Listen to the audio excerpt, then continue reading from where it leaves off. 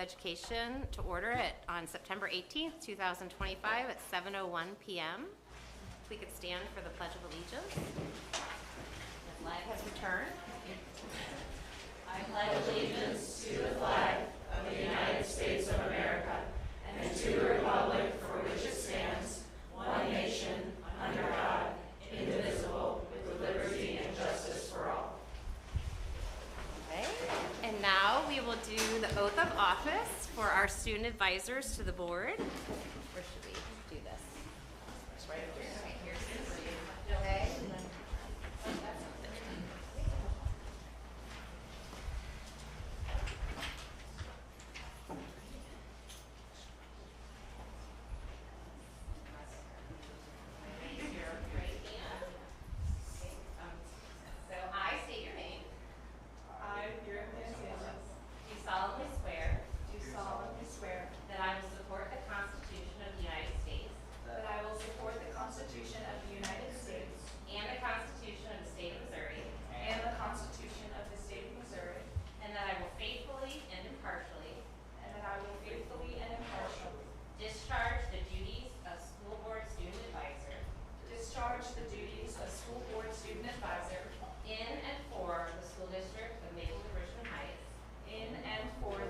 District of Maplewood, Richmond Heights, St. Louis County, Missouri, St. Louis County, Missouri, to the best of my ability according to law. to the best of my ability according to law. So help me God. So help me God.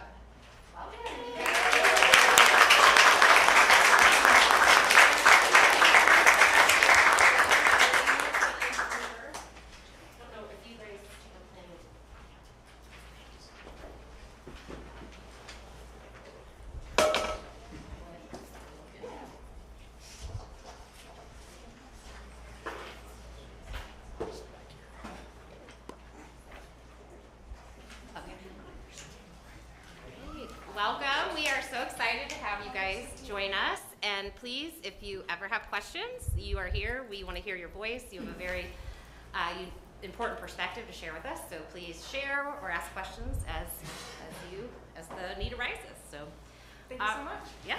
All right. So now we are on to the public forum. First up, we have Janae Jones.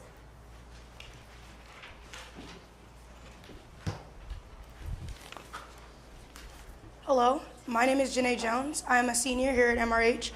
This past summer, I had the honor of being one of the 3 students selected to participate in the Voices of Change exchange hosted by John Burroughs. To be honest, I wasn't overly excited at first, not because I didn't care, but because I didn't know what to expect.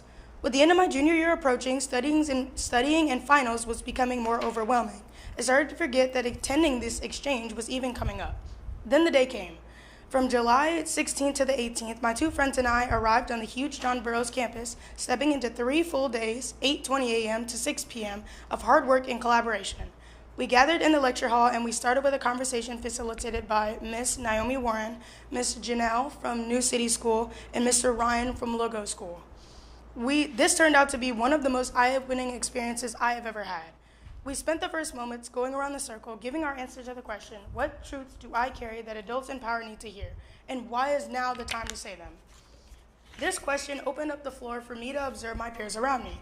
I noticed that my peers were not so different from me, and even though we just met, we were able to have mature conversations. I talked about the importance of empathy in the classroom. As I listened to my peers share their answers to the same question, I started to understand why I was chosen among these people. We all shared similar experiences and ideas as to what truths we hold. It made me feel valued as a student in school, and it also made me feel understood because of our shared experiences. This made me realize why this exchange of knowledge from students to educators is so important. Though we didn't all go to the same school, we realized that we had issues and struggle that were bigger than just one individual school. And the students decided to create a rotating workshop to exchange information from the teachers to the students. There was one moment after our exchange that stuck out to me the most. Towards the end of my time at the exchange, I was having a hard time.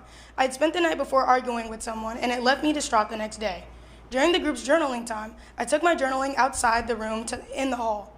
I sat by myself and thought about the tough night I had before when a voice said my name. I looked up to find it was one of the teachers I had spoken to before in my room. First of all, she had addressed me by name, which was really surprising because I had only talked to her one time previously, and she had also met with 14 other students that day. But she also asked me if I was okay. In that moment, though it may seem small, it made me feel seen. She looked right through me, even though we had only met each other moments before. Sometimes these little gestures can change a student's entire day. Thank you.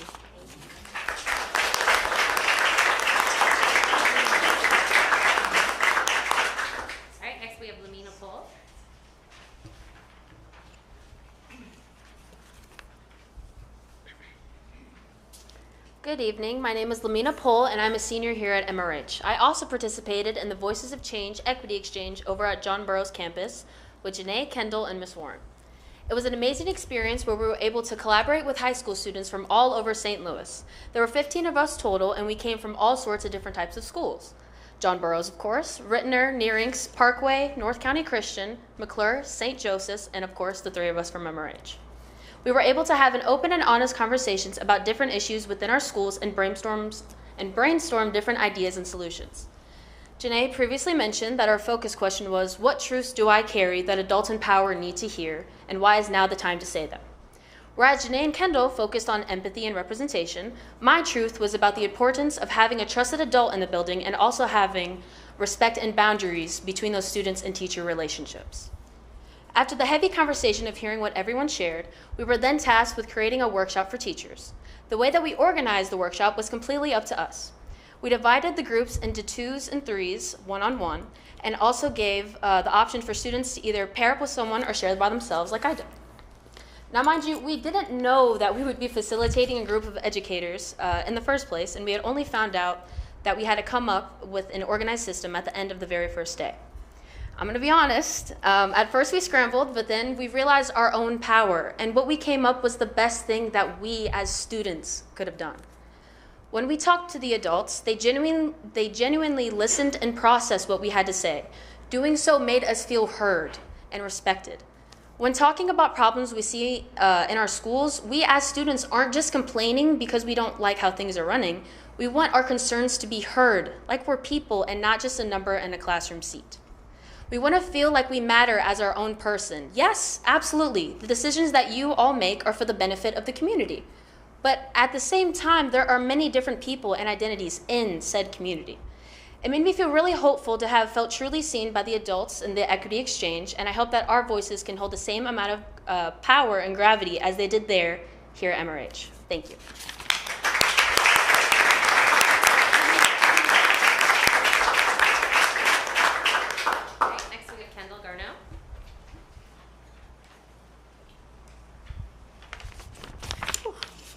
Good evening. My name is Kendall Garneau, and tonight I'm speaking not just as a student leader with Students for Social Justice, but also as one of the Black students who walks your halls looking for a familiar face. I've learned that the absence of teachers and staff who reflect my identity isn't just a feeling, it's a concerning truth that students at MRH share. Nationally, students of color make up more than half of all public school students, yet only about 20% of public school teachers are of color. When Ms. Huffman's Blue Devil Bulletin introduced 2 new Black staff members this fall, my friends and I were stunned, because seeing representation at our school is so rare, it feels shocking. It shouldn't be. No student should be surprised to see themselves represented in a place where they're meant to feel supported and valued. In a space where some students spend more time than at their own homes and our experiences aren't reflected, it's hard not to feel invisible or misunderstood. Here, race isn't just a demographic, it's what shapes the safety, support, and trust we're able to build with the people who are supposed to guide us. In Students for Social Justice, we talk about belonging all the time, about how the simple presence of an adult who understands can be the difference between feeling adrift and feeling at home. That longing for connection and affirmation led me to propose founding a Black student union.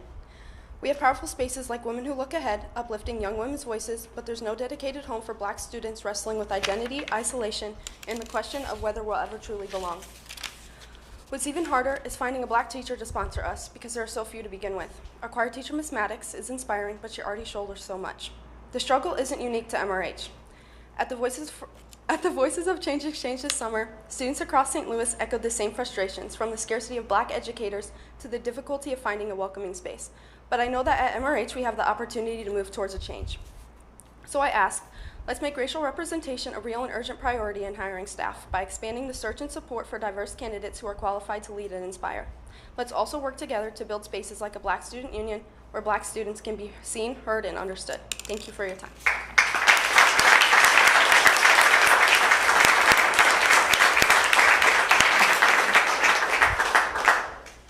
Next, we have Naomi Warren.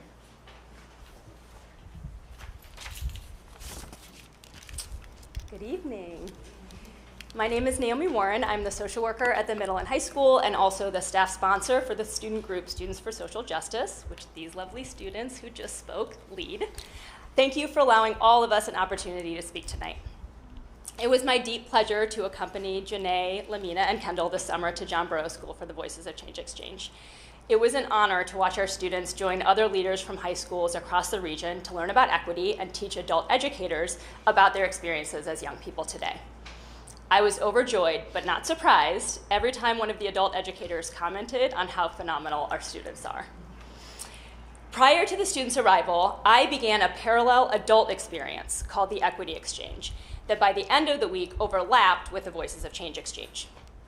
The Equity Exchange gathers educators from both public and independent schools across the country for a week of learning about equity and education. The first time I participated in the Equity Exchange was in 2019.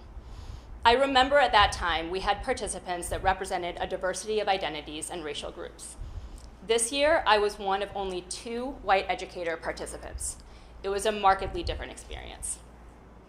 It is no surprise that educators of color are largely holding up educational equity work, especially now.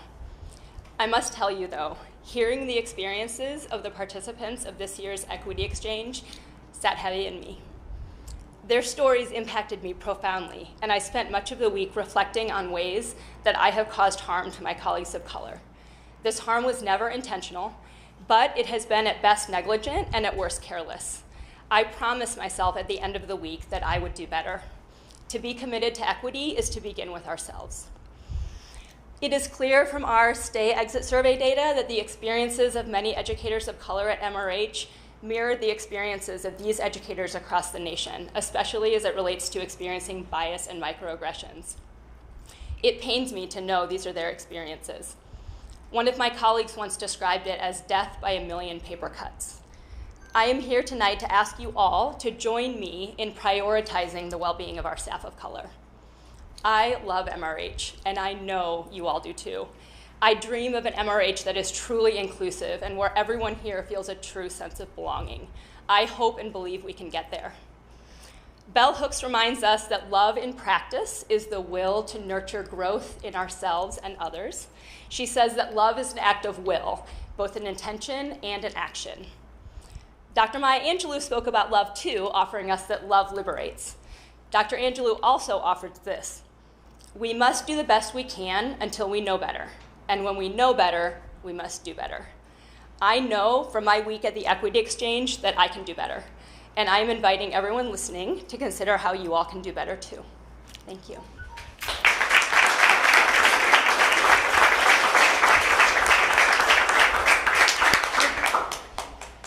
right, next up, and please correct me if I pronounce her name wrong, but we have Shika Ari.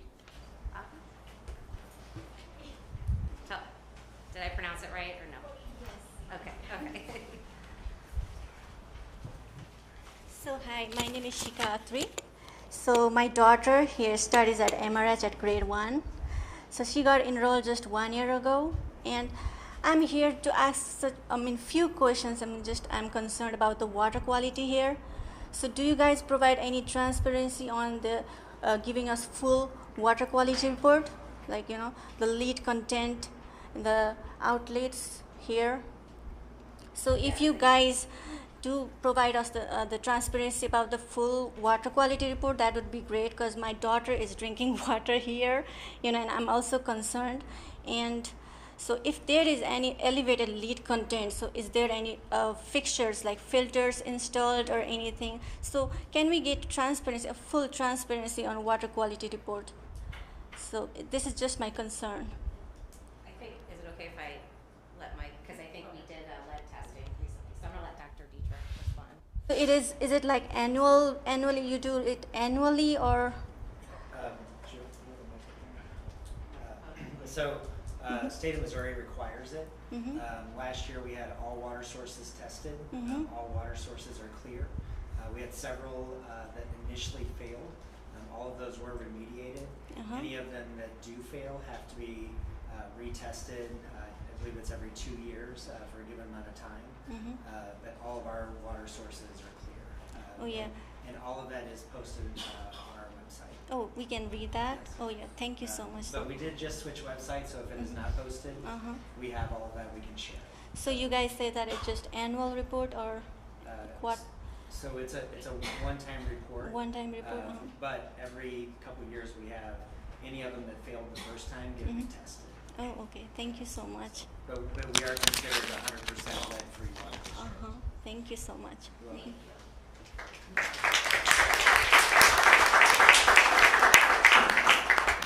Next we have Joe Shatta.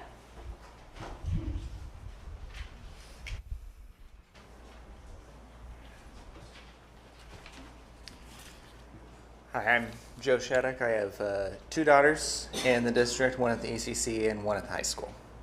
I am here to say a few words about the stay and exit surveys presented by Dr. Ambrose Phillips in the last month's board meeting.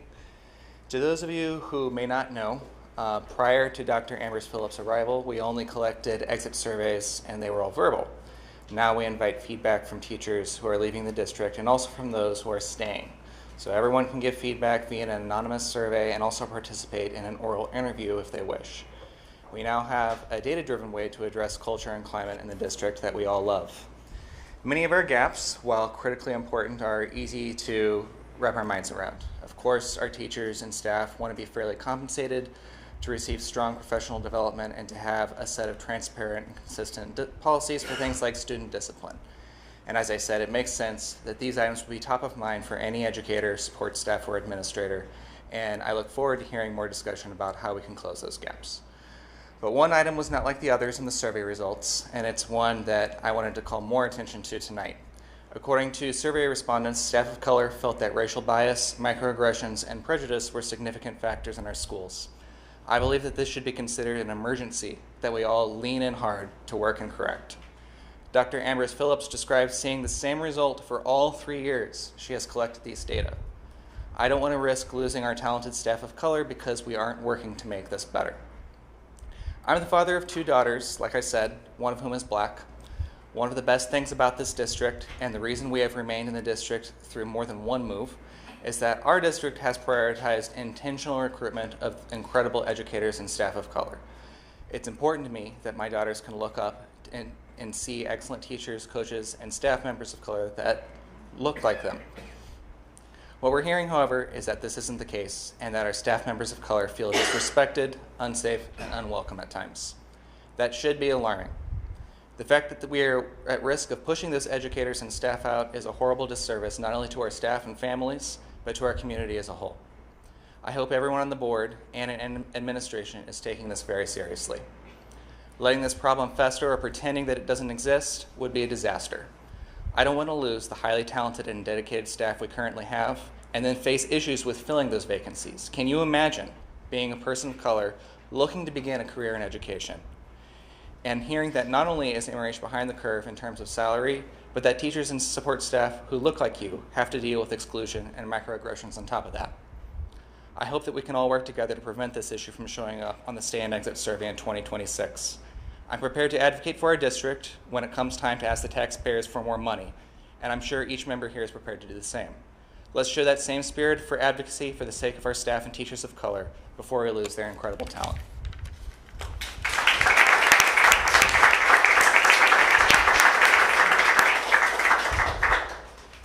Next we have Rachel Lindsay.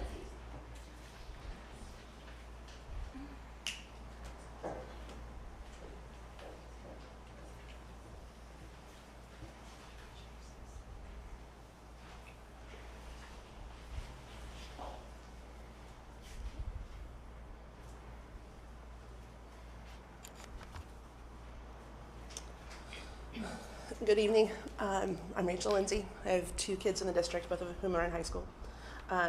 Before I start my remarks, I just want to thank again these amazing and brilliant and brave students who spoke up this evening. I cannot imagine doing this when I was your age. I get nervous now. So thank you for using your voices and for spending your summers doing this work. Good Good evening. I just want to take a moment to thank board members Schmidt, Kaufman, and Francois for attending the Mid-County Rally for Trans Rights on Monday. It is certainly not in your job description as board members to show up on a local street corner and put yourselves on the front lines in a community-led effort to drown out the bullhorns of fear and hatred with neon pink signs and pop songs. It was an act of bravery, even for those of us shielded by privilege. I know that none of you who attended the rally did to be the story. But I think it's important to call out what your showing up means for many people in our district. So please indulge me while I briefly tell another story, one that you may already know. More than half a century ago, Reverend Dr. Martin Luther King Jr. sat in a city jail in Birmingham, Alabama, and wrote a letter to a group of local religious leaders. He was jailed for his participation in nonviolent actions against segregation, and his letter was a response to one he had received from those clergymen several days earlier, in which they had essentially urged him to stay out of local matters and to obey all laws in his fights against anti-Black racism. King's letter, which was published extensively in 1963 and continues to be published today, includes some of the most enduring lines of his public writings, including the conviction that, quote, injustice anywhere is a threat to justice everywhere, end quote. But the part of this letter that I can't let go of is his despair with people, neighbors, colleagues, fellow clergymen, who, quote, prefer a negative peace, which is the absence of tension, to a positive peace, which is the presence of justice, end quote. It doesn't make a good bumper sticker, but it is a heck of a mirror. I think that showing up on Monday was an embodiment of your pursuit of a positive peace in this district, even as so many leaders at all levels of public service today seek comfort and safety in that negative form of peace. While King's fight was both connected to and distinct from Monday's rally, it is not lost on me that you chose to stand on that corner and wave your flags and hold your ground and shout your belief in what is right and good and just. I am grateful for the examples you've each set through your actions as neighbors as well as board members. And I am hopeful that these convictions and the dignity of all people, regardless of circumstance or identity, continue to guide your roles as district policymakers. Thank you.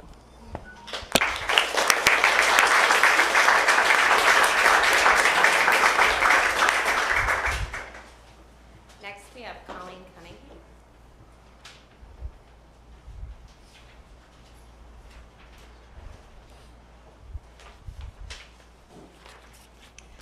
Good evening. I'm Colleen Cunningham, and I have 2 kiddos at the ECC. Walking out of the ECC at drop-off is one of the favorite moments of most of my days, and not just because I'm free, but because the ECC is a magical place filled with incredible humans doing important and beautiful work. I feel abundantly lucky to be able to leave my children with teachers and administrators who prioritize the well-being of all of our community's children. So it broke my heart that in the last stay and exit survey, some of our support staff report the feeling that they don't belong, and that several of our staff of color reported experiencing bias and microaggressions. Educators have the biggest hearts. You know how to love, how to include, how to make space for people with different needs, but we all have blind spots. So we have to move with humility and make space to learn how our actions can make our colleagues feel safe and welcome, or disrespected and unwelcome. I believe that all the staff at MRH are loving, thoughtful, courageous people who love learning. You don't become an educator if you aren't those things. I believe that I am those things. And also, I do racist things. Because I'm a human, I make mistakes.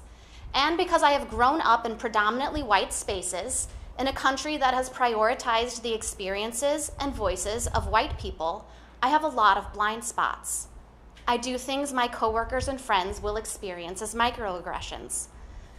Sometimes I realize I've screwed up immediately. Sometimes I never realize, and sometimes I'm given an incredible gift, and someone believes in me enough to tell me how I've harmed them. I truly believe it's a gift when someone tells me I've made an error, because that means they believe I'm capable of doing better and that I want to do better. What faith in me? When a person of color tells me that I've done something racist, I believe them. I might have to first fight the part of me that hates that I've harmed someone and wants desperately to rebut, but I mean well, because I mean well, and I'm still capable of causing harm. When a person of color tells me I've screwed up, it means they believe I want to and can do better. So I'm terribly sad to read in our stay and exit surveys that our staff of color are reporting that they are experiencing harm here at MRH.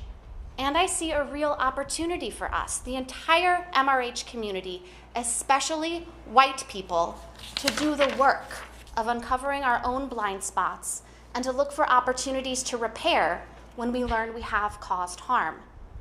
This is the hard and essential work of building the best possible culture and climate at MRH. And I believe that all of us in MRH are going to rise to this occasion. Thank you.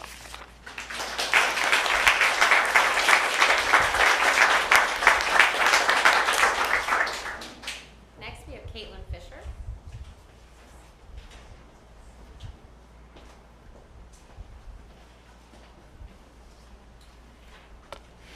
Hi everybody, I'm Caitlin Freshour. I have a, oh you're fine, I really didn't write my name very well.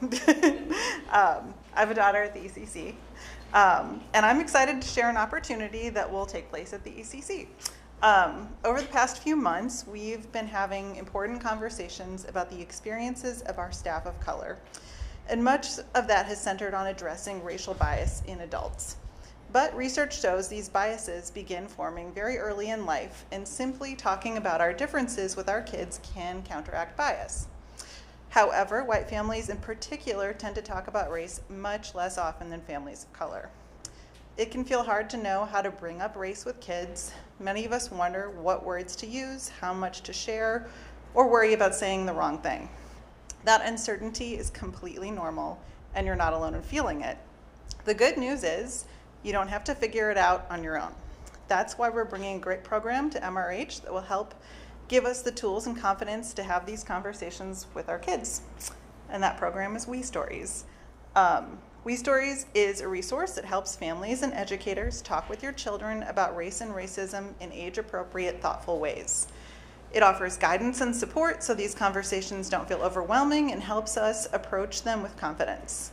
Together, we'll build our comfort, share ideas, and practice tools that make it easier to keep these discussions going at home. Once a month, we'll gather for 1 hour at the ECC. We'll start with pizza and time to connect, then enjoy a read aloud with the kids, followed by a short discussion to model how those conversations can go. Afterwards, while the kids play, adults will have time to talk together, ask questions, and reflect.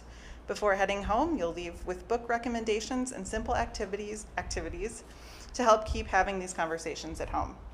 Our first session will be on October 8th at 6 p.m.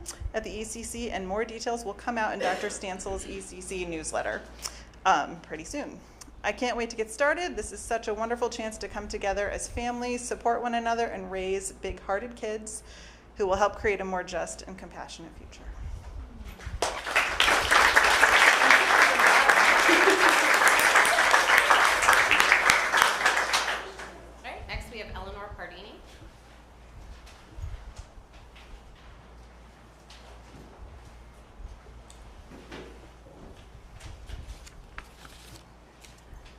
Hello. My name is Eleanor Pardini, and I have 2 children at the elementary school. I think we all want MRH to be a place where all of our children and employees feel valued, respected, safe, and welcome. I think we all also want to retain the incredibly hardworking and talented teachers and leaders we have here in MRH. I'm grateful that so many of our Board of Education directors are explicitly committed to strong teacher and staff retention. All of our children here in MRH, regardless of background, appearance, or language, benefit from exceptionally talented and diverse teachers. I am especially grateful that MRH has recruited more teachers and leaders of color. Their expertise, experiences, and voices enrich the learning environment for every child, including my own children, who, like me, are white. Right now, I'm worried about retaining our teachers and leaders of color. Our support staff and employees of color are telling us that they do not feel valued respected, safe, or welcome in MRH. For 3 years in a row, state exit surveys have highlighted inequities, microaggressions, bias, and favoritism. Comments point to a disconnect between our stated values and workplace culture. While we are diverse, not all individuals feel included. Too often, there's resistance to change and reliance on how it's always been done. But I don't think we are a district satisfied with the status quo. In MRH, we are committed to innovation, growth, and continuous improvement, making values-aligned and data-driven decisions that serve our children and retain their most valuable resource, our teachers. We now have an opportunity to work together to improve our culture and climate so that all employees feel valued, respected, safe, and welcome. These efforts do not rest in the hands of one person or one office. These efforts belong to all of us. Leaders, including the governing board, set the tone. They model behaviors, establish values, and create policies that shape culture. How they handle conflict, reward people, include others, and communicate with people directly influence the climate. Administrators provide strategies, training, and feedback systems, and each individual, through daily words, actions, and peer norms, shapes the culture that our children and employees experience. A respectful and inclusive climate requires collective participation. I appreciated a question President Schmidt asked at the August meeting about whether MRH should consider a bias reporting system. These systems help identify, address, and prevent bias-related incidents while supporting an environment where everyone feels valued and safe. They're not just about accountability, they're also tools for learning and culture building. Bias is often unconscious and can be addressed through awareness and skill building.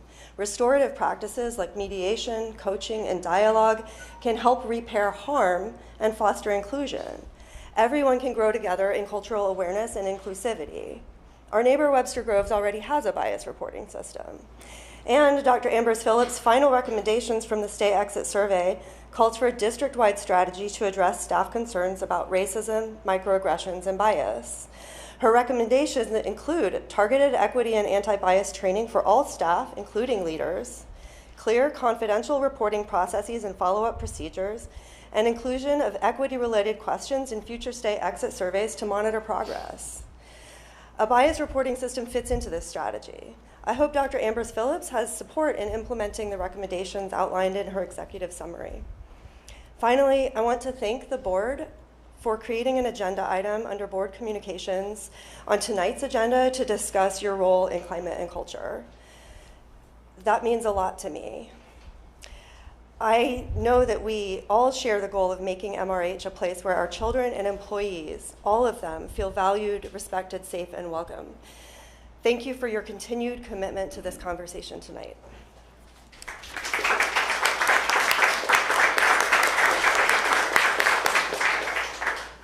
And last, we have Nick Homa.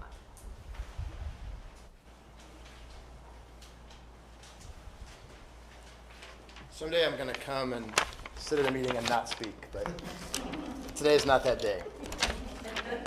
Nick Homa, 3525 Commonwealth Avenue, Maplewood. I have 2 kids in the district, 7th grader and a 3rd grader. So good evening to the board, MRH administration, teachers and staff, and the MRH community.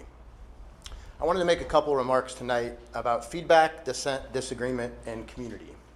Following the August board meeting, I had a conversation with my babysitter, who is a MRH high school student. And she asked me, what is your job and why are you always at board meetings speaking to the board? And I explained to her my job, and I explained that it's not related at all to the school board meetings.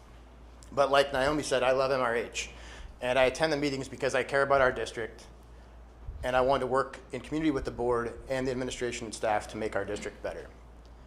Besides the feedback from my babysitter, I received quite a bit of feedback from community members and the MRH community following my comments at last month's meeting. Some of the feedback included comments about the dangers of praising black women in leadership, essentially how that can put our leaders on a pedestal or somehow set them up for failure by creating an unnecessary benchmark that they must continually meet. I don't really see it that way. I think it's important to praise all individuals who are doing well in advancing our district forward, no matter their position or their role. Please don't mistake my advocacy for our leaders as a vote for blind acceptance of everything that they're doing and everything that they're proposing. My vote will always be to allow dissent and respectful disagreement. But it's of paramount importance to remember that these folks are the experts, and we should respect that expertise as we exercise that dissent and disagreement. Community has been a common refrain of many who have spoken here tonight. I want to be clear that when I come speak at these meetings, that doesn't mean I'm your enemy. I want to work with the board. I want to work with the MRH community. I'm not on a different side than you. I want to work with everyone to improve things in this district. If you'll humor me for just a moment, I want to give a quick anecdote that was shared by someone I admire, Michelle Hornish, who's a political organizer from St. Louis. She talked recently about the most famous arch in our city, the St. Louis Gateway Arch. The St. Louis Arch is the gateway to the West, the entrance point for folks who once wanted to travel westward to follow hopes and dreams. But an interesting fact she pointed out about arches, to steady an arch, you have to increase the load. It's paradoxical, but increasing the pressure on an arch steadies the structure. It closes the gaps between the joints and forces them closer together. It makes them lean on one another more completely and more fully. As their connection gets tighter, they get stronger. And in turn, the arch as a whole can withstand more stress. You can tell, I think, that this isn't about the arch. The pressure we're all under right now is, to put it mildly, unrelenting. From my seat, I don't see these external pressures grinding us into dust. I saw multiple board members, council members, MRH staff out at the march on Monday, alongside kids and parents as a united front. There are signs that these external strains and stresses, even as they bruise and batter us, are bringing us closer together. I sincerely hope that our MRH community can press forward through these strains and stresses, dissents and disagreements, and come out steady, like the arch, and ready to endure whatever comes our way. So thank you again for listening, and thank you for your service.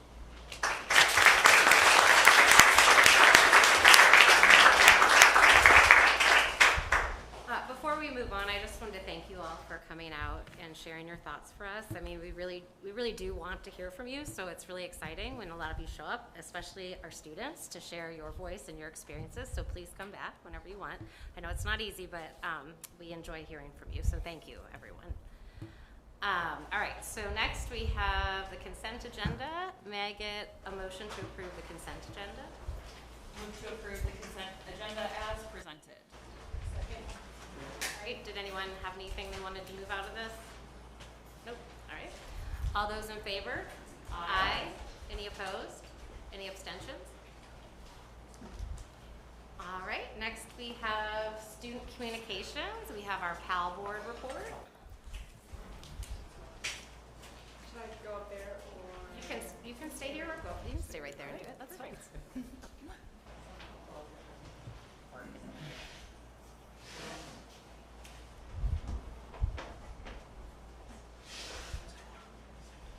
While it's loading, I do want to just thank you all for sharing, Vera, for sharing with us all the member information and pictures and bios. That was really helpful for us to see who all's involved, so thank you. Thank you so much for looking through that. Before we get into our PAL Board September focus, I just want to express how grateful we are for this opportunity to be on the board and to represent the student body and represent student voice. The UPAL board and the PAL board, we're just very, very grateful to be here, and we're so excited to work with you all. We also, not only am I the PAL board president, I'm the student council vice president, and we are working on planning homecoming right now, and we want to express our gratitude for the track and field and for passing Prop B and making sure that that was a top priority. We are so, so happy to see it coming along. We are so excited for our homecoming games, and we have our first boys home soccer game this Friday. I think everyone should come and support. But let's get into this. So for the first 2 months of school, August and September, we have worked on the focus, sense of belonging, yes, sorry. And that essentially stems from a lot of discussions that we heard at the August board meeting around equity and inclusion that were repeated in the public forum that we just heard. We heard a lot of stuff about support staff and staff of color and their feelings of equity and exclusion, and we wanted to see how that was mirrored along the student body to see if we could see any patterns or trends that the PAL board could work to alleviate or even fix. So we are looking into increasing student voice within the Board of Education. That was the reason that PALB was founded, was to be a sort of communication channel between the Board of Education and the student body. And we really want to make sure that all student voices are being heard. But we also want to allow that input into decisions. We want to make sure these student voices are not only being heard, they're being listened to, and that their opinions are being implemented in the decision making of the board. We also are looking at increasing a stronger school culture and spirit, because we want to make sure that every single MRH student feels like they have a place at MRH. They're being included, they're being seen, and they're being heard. That means creating safe spaces so that when every single person walks into the school building, they know that they have a place in this school, in this community. And we need to make sure that they're feeling appreciated and seen. That means being seen by their teachers and administrators, giving them shout outs whenever they are working on improving themselves or making change or getting better. But we also want to make sure that they're being seen by their peers and appreciated by their peers, that our after school sports and activities are inclusive, that groups are not excluding others based on prejudice or bias. And that's really what we've been looking at for August and September. So then we formulated a plan of action.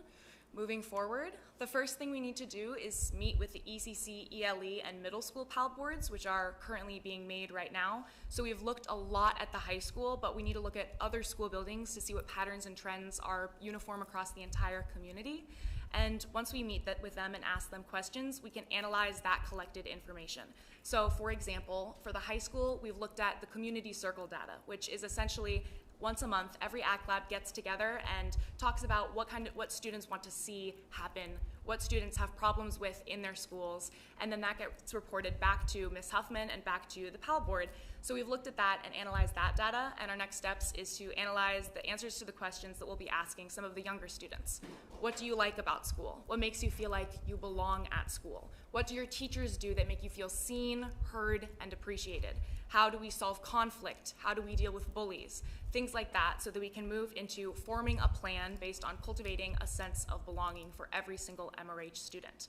This is most likely going to revolve around making sure everyone feels seen, that those shout outs are being made, that teachers, administrators, and students alike are all making sure that everyone feels included and involved. And once we have that plan, we will present to the board at the October board meeting and see what we can do to make sure that everyone has that sense of belonging in the MRH community.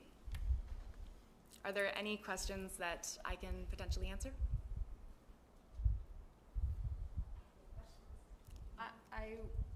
This sounds exciting. Thank you for diving right in and aligning, I think, the priorities for the PAL board with some of the things that you've already heard or experienced in last month's meeting.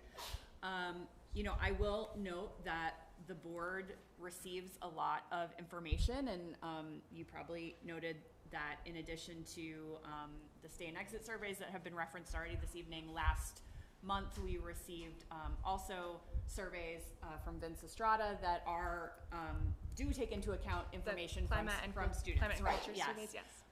So I think there's always a curiosity for me about how that sort of official data lines up with some of the more informal information that you may be accessing. And so I would just make the request as you are thinking about those things. I would be really curious to see how those things line up or don't, and appreciate, again, that y'all are taking on such a meaty topic.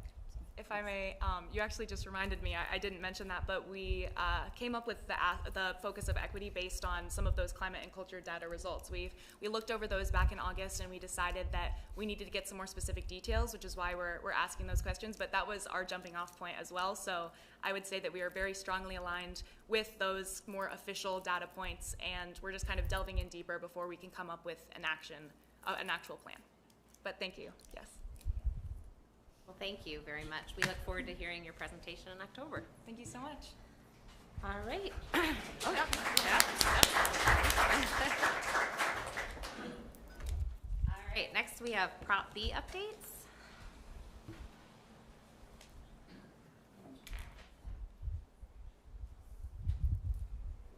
Ray was not able to join us this evening, so Nick Fielder, who is the project manager from Navigate, is joining us. So I just wanted to have a chance to introduce him.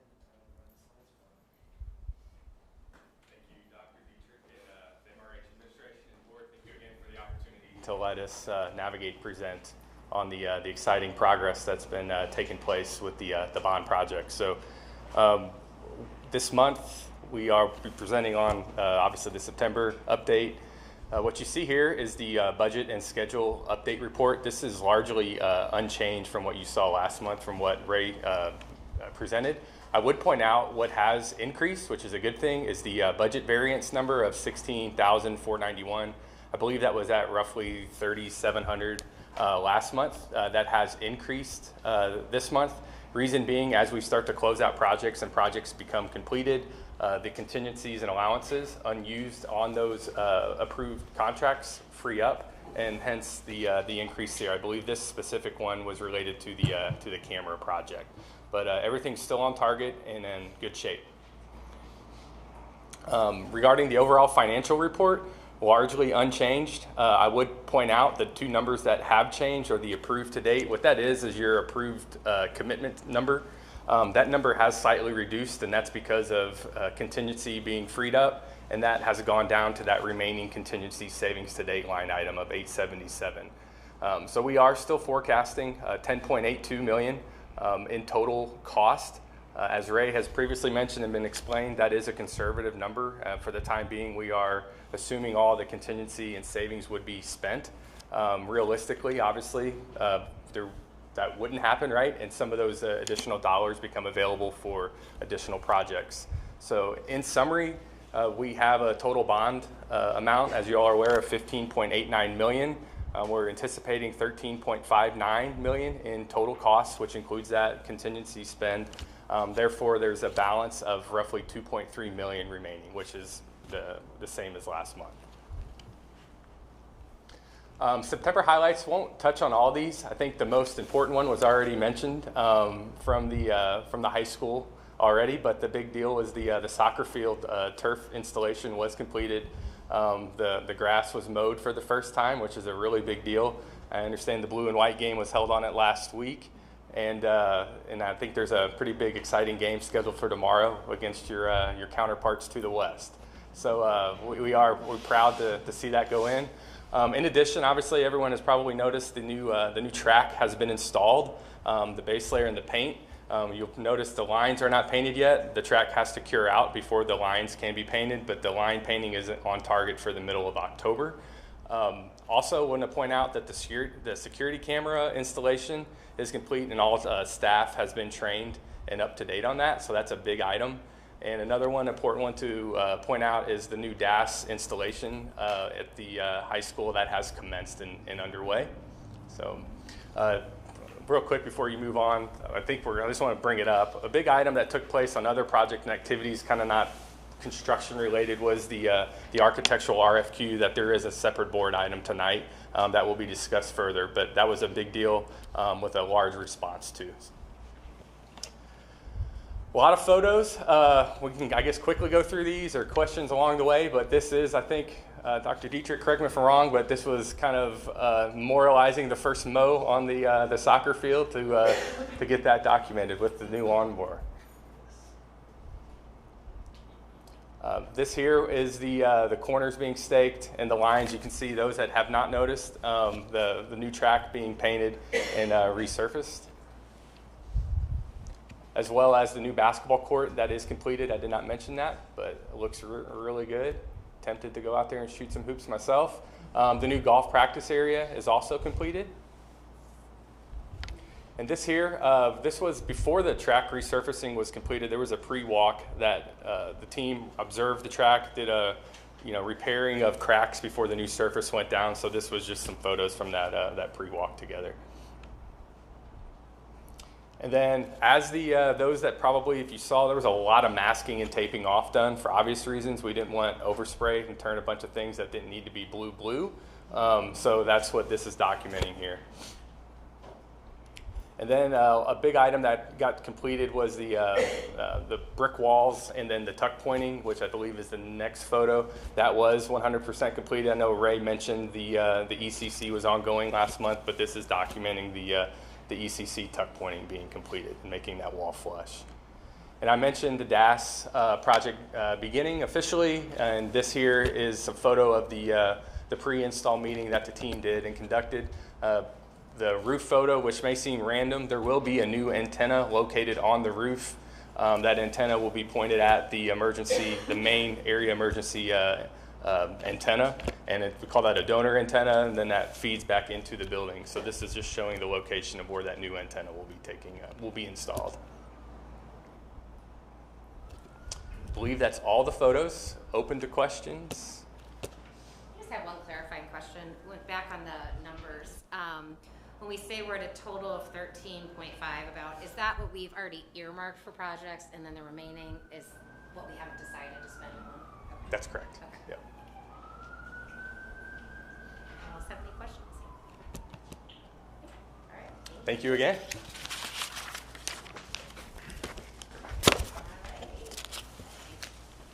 Next one, study items. We have the Architect's Toolbox by Dr. Dieter. All right. Well, we brought the whole team from Navigate tonight. This is Corey, and he oversees, correct me if I'm wrong, but all of the public school projects in Missouri that are going on. But last year, I was at the Missouri School Plant Managers Association. I sat in on a conference session where they talked about architect selection. And one of the things they talked about was this architect toolbox. And the idea that there is a time and a place just to have one architect working for your district. That's historically what we've done. And they said that, there's a time also when you look at a toolbox. And they said the time when you want to look at just one architect is if you have one big project going on. So like when we did our high school, we had one architect working on that. They said the time where you use a toolbox is if you have multiple smaller projects going on and you want to have some experience with different architectural firms throughout your community and be able to give opportunity for both larger firms and smaller firms. And they actually went at it from an equity approach, and I was like, oh, that's something MRH is really sincere about. The other time you would do that is if you're a larger district and say, Kirkwood, Rockwood, and you have, you're building, 7 or 8 different projects throughout your district that are really big and one firm can't handle it. We're never going to be in that position, okay? But we are in the position of number 1 where we have a lot of smaller projects where this is an opportunity for us to look at multiple architectural firms. So we had 10 firms which is more than we've ever had, reach out to us. And the top 4 scoring were Bond, BRS, Trivers, and CCA.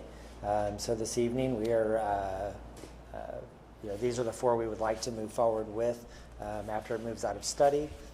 But then I also asked Corey to be here because I know there was a lot of questions that were coming, but I would bring him up and I'll try to help too, but he's the expert and he's the one that I went to and was like, Corey, tell me more about this.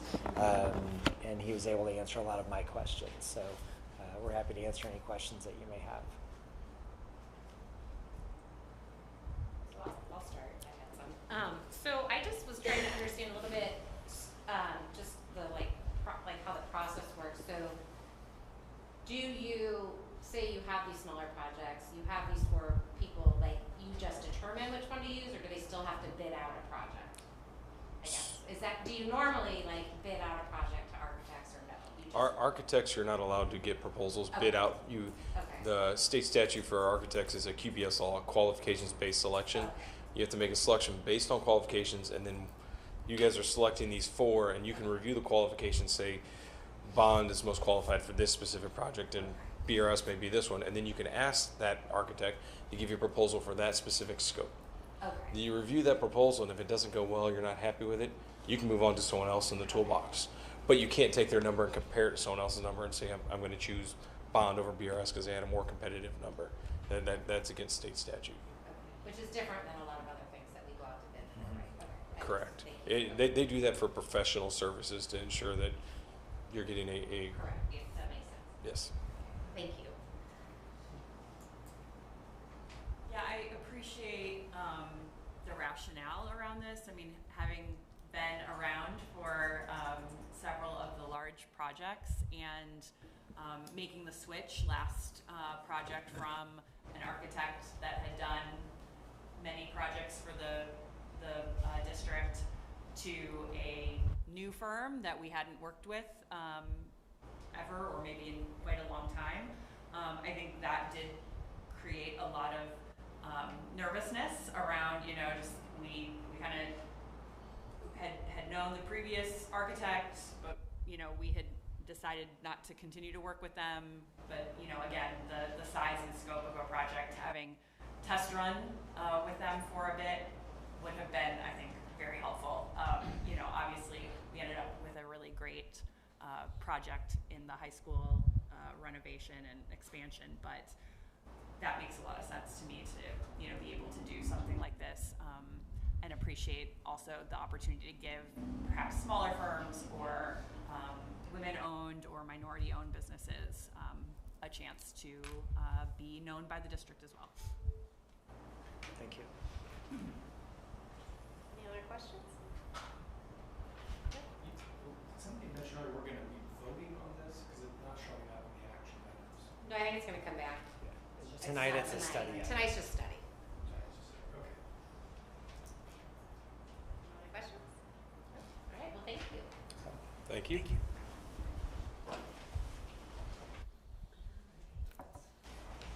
Okay, next we have the MacBook lease agreement by Dr. McGee.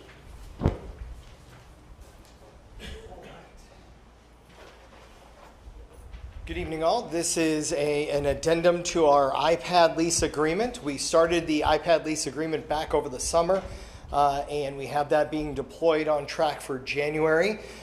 We delayed bringing this to you because we wanted to experience the process.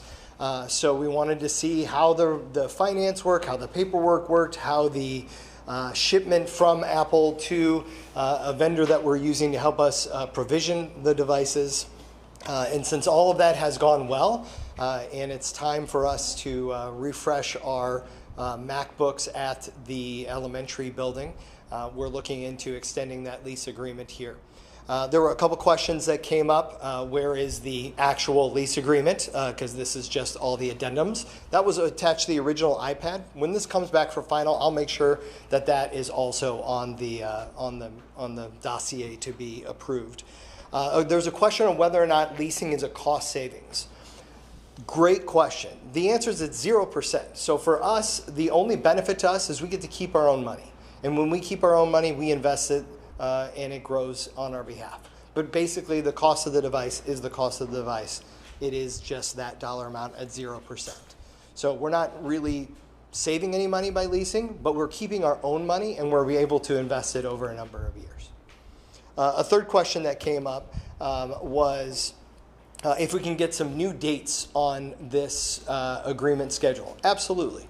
Not a problem. We'll have that to you by the next time that comes up. And then the last one is a discrepancy down here in this bottom line on your screen was the lease payment schedule totals out at $62,280. However, right underneath that, there's a line that has a number of $57,891, and somebody goes, oh my gosh, those two numbers are different.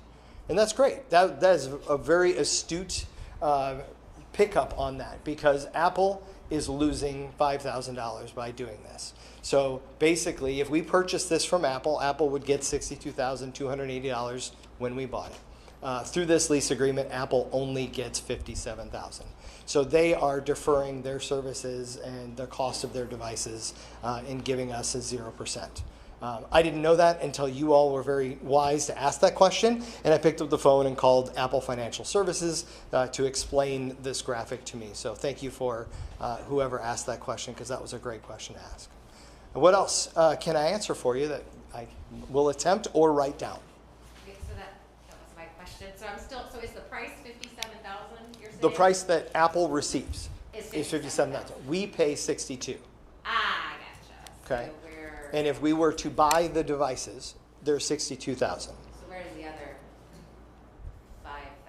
So Apple is financing it on our behalf and giving us 0%. Okay. They're taking a loss. Okay. Yes. That was a great question.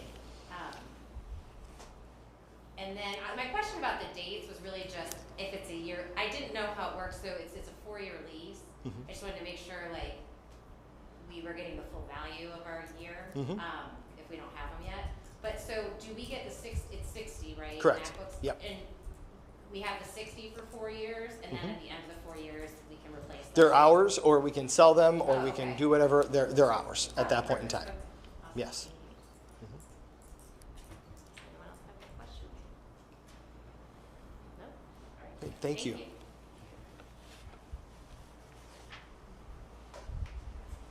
All right, next we have Board Policy Batch 2025C.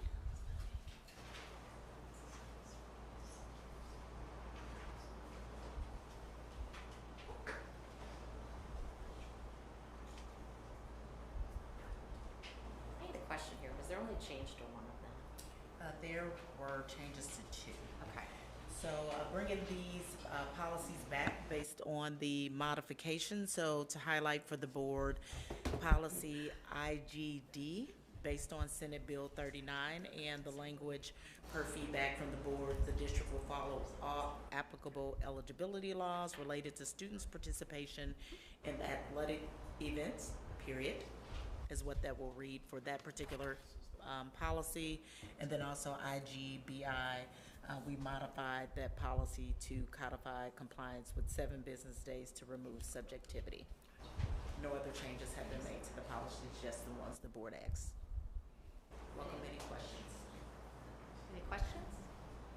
Thank you for making those changes. All right, next we have Board Policy GBEA, Workers' Compensation.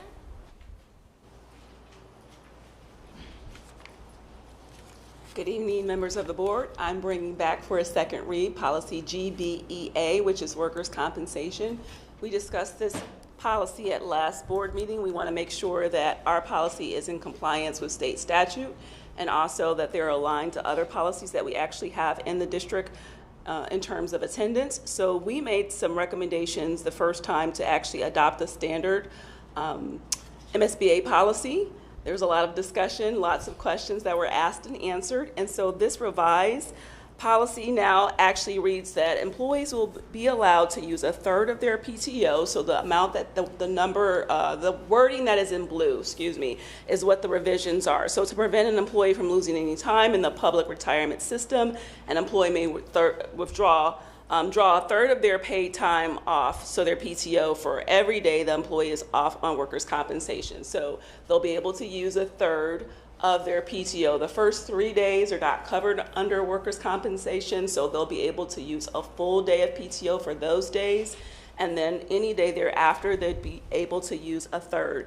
Also, another addition is that the employee may continue any dependent and family insurance coverage premiums by assuming the cost on a monthly basis or having the cost deducted once salary begins to be paid again. So those are additions that we added, and we also vetted these new changes by our district attorneys as well. So what questions might I have for you? Might I answer for you? I just want to make a comment. I really appreciate offering the option for paying for continued medical coverage. Because I know the cost of going to COBRA is daunting for people. So I really appreciate that was something we could cover. Thank you very much. Thank you. All right, last policy is Board Policy FF, Facilities Naming Rights.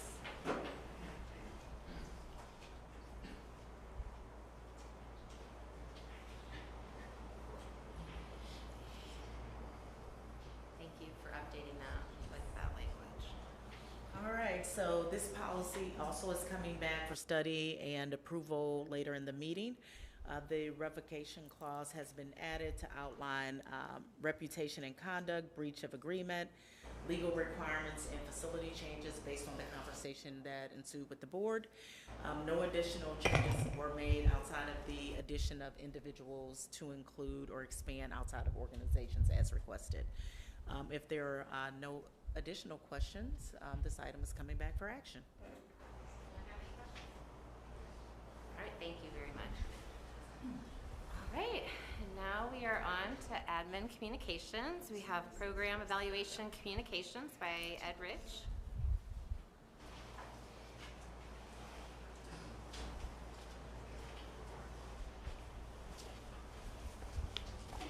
Good evening.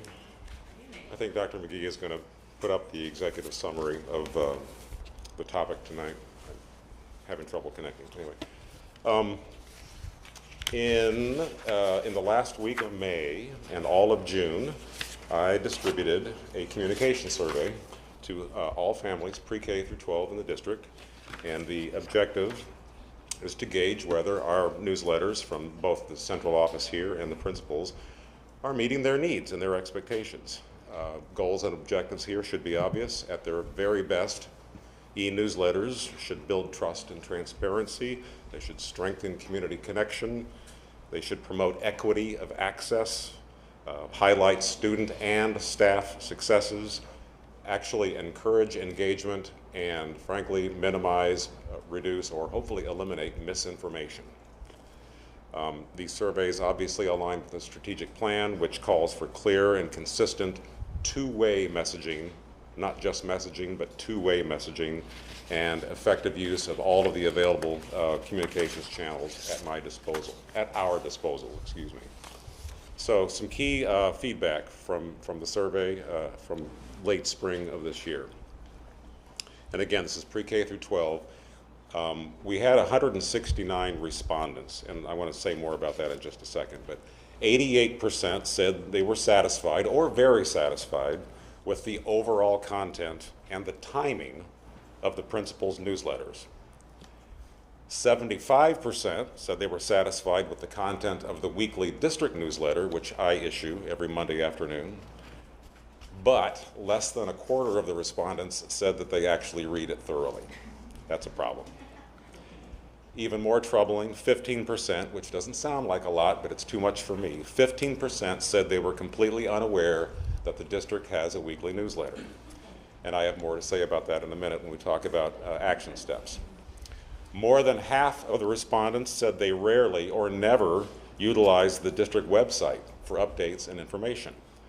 Can't say I blame them, given the former website, the one that went away just about a month ago. So, the narrative submissions, these are the responses to the open-ended questions in the survey, frequently cited overlong newsletters, important information buried within, the word buried showed up everywhere, repetitive information, and not just repetitive from week to week in a given newsletter, but repetitive from a principal's newsletter and the district newsletter.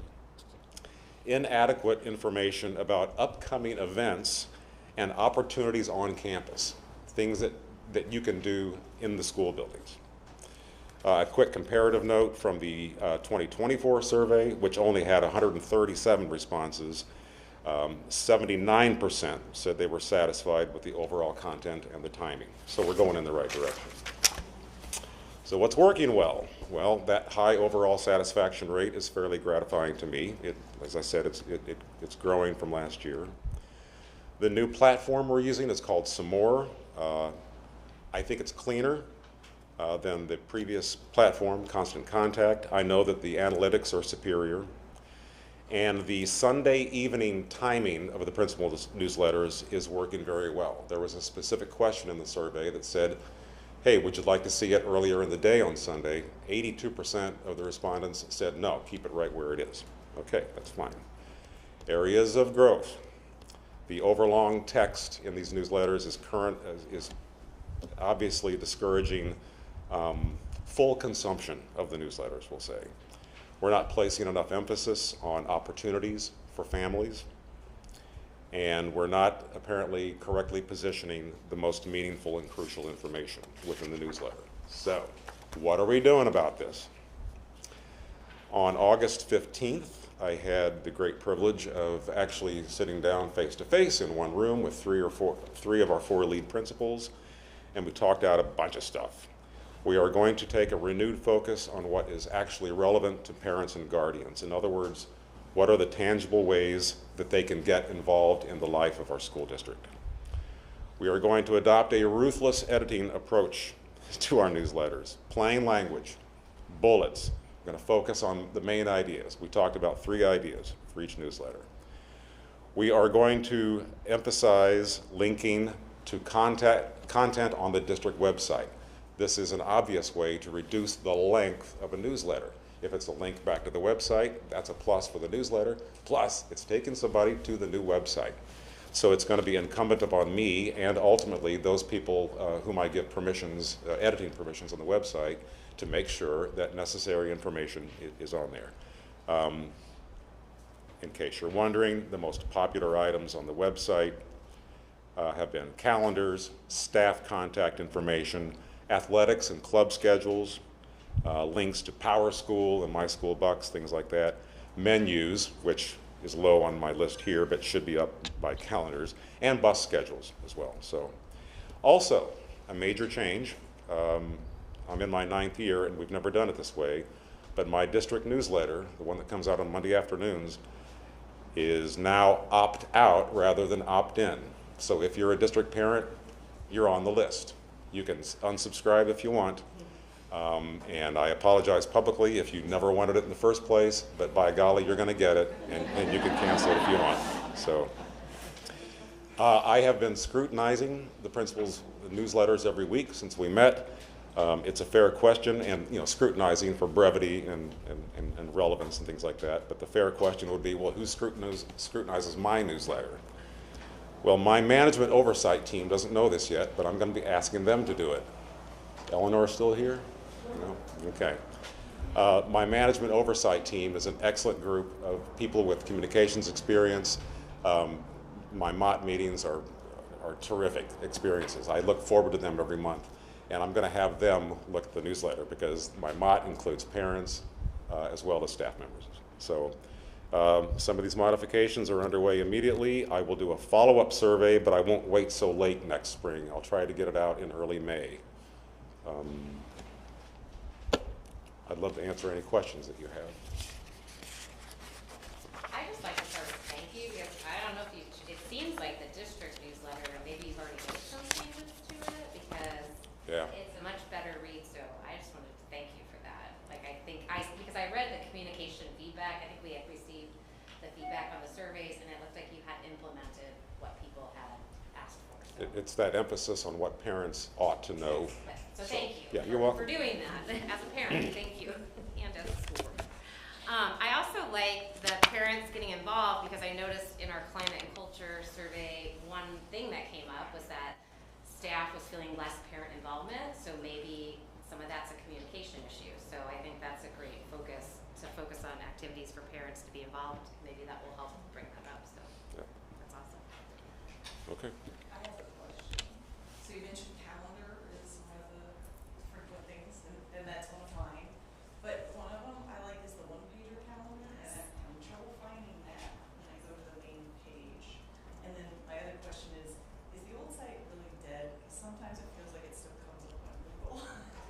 When's the last time that happened? Because it shouldn't. I think I'm getting, is it now that you're getting an error for? Even I can't get it now. So. Yeah, okay. But is Oh, it like I'm still. You get the error, is that what's happening? Ms. Colvin, I am still finding links on the current website that it's cavernous, right? So when I was building the new website, there were a few links that took you back to a page on the old one.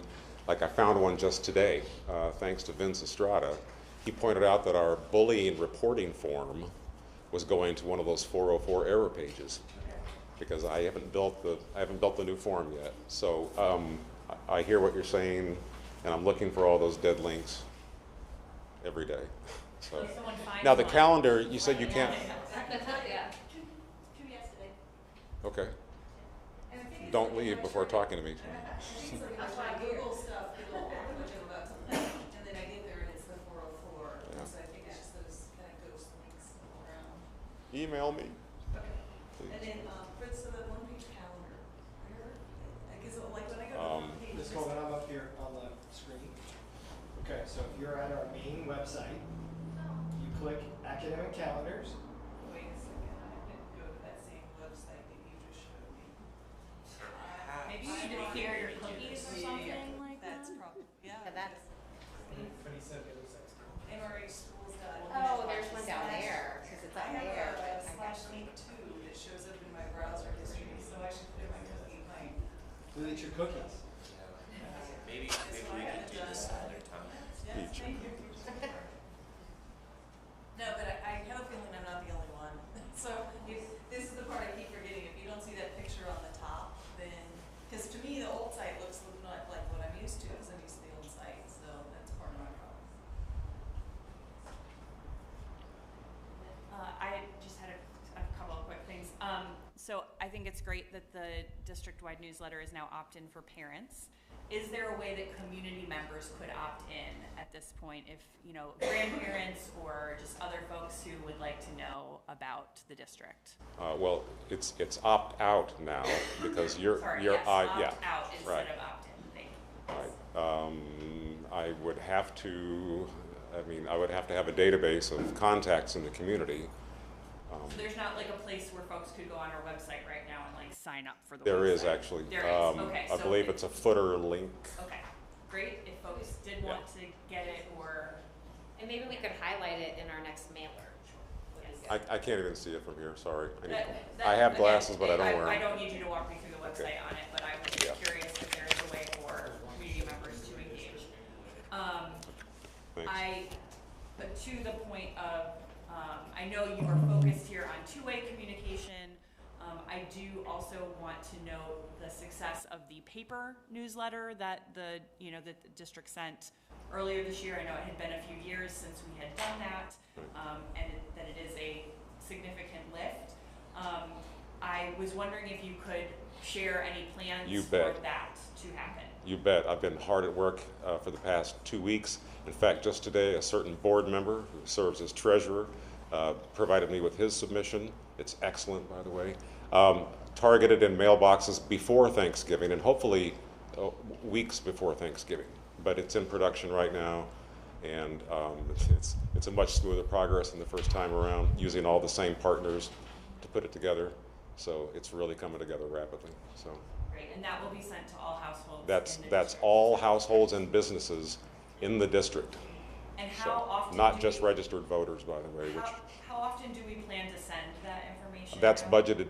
That's budgeted annually, just once a year. I try to get it budgeted for twice a year, but that didn't happen. So that is perhaps a consideration that the board needs to think about. It around is. Engagement with the community at large. Okay, thank you.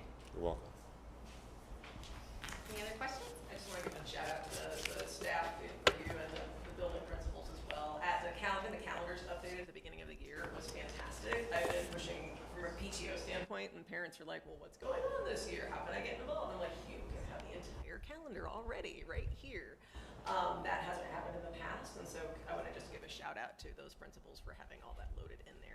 I think that helps, and for parents, if you go on the website or you look at your weekly newsletters from your principals, it's in there, and you can add it to your own Google Calendar, and it will tell you when Grand Friends Day is. It will tell you when the concerts are for the entire year. So you can put it on your calendar now and show up. So. Thank you. Next we have Assessment Report, Part 1 by Rachel Ward.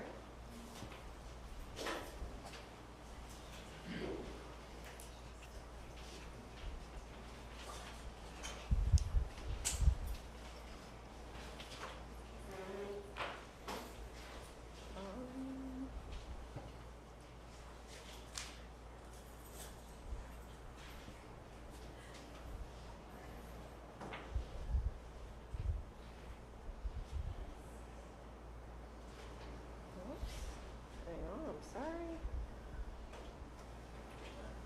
No. All right, well, don't get my notes, so here we go. All right. Good evening. My name is Rachel Ward. I am the Coordinator of Assessment, Data, and Accountability for the district.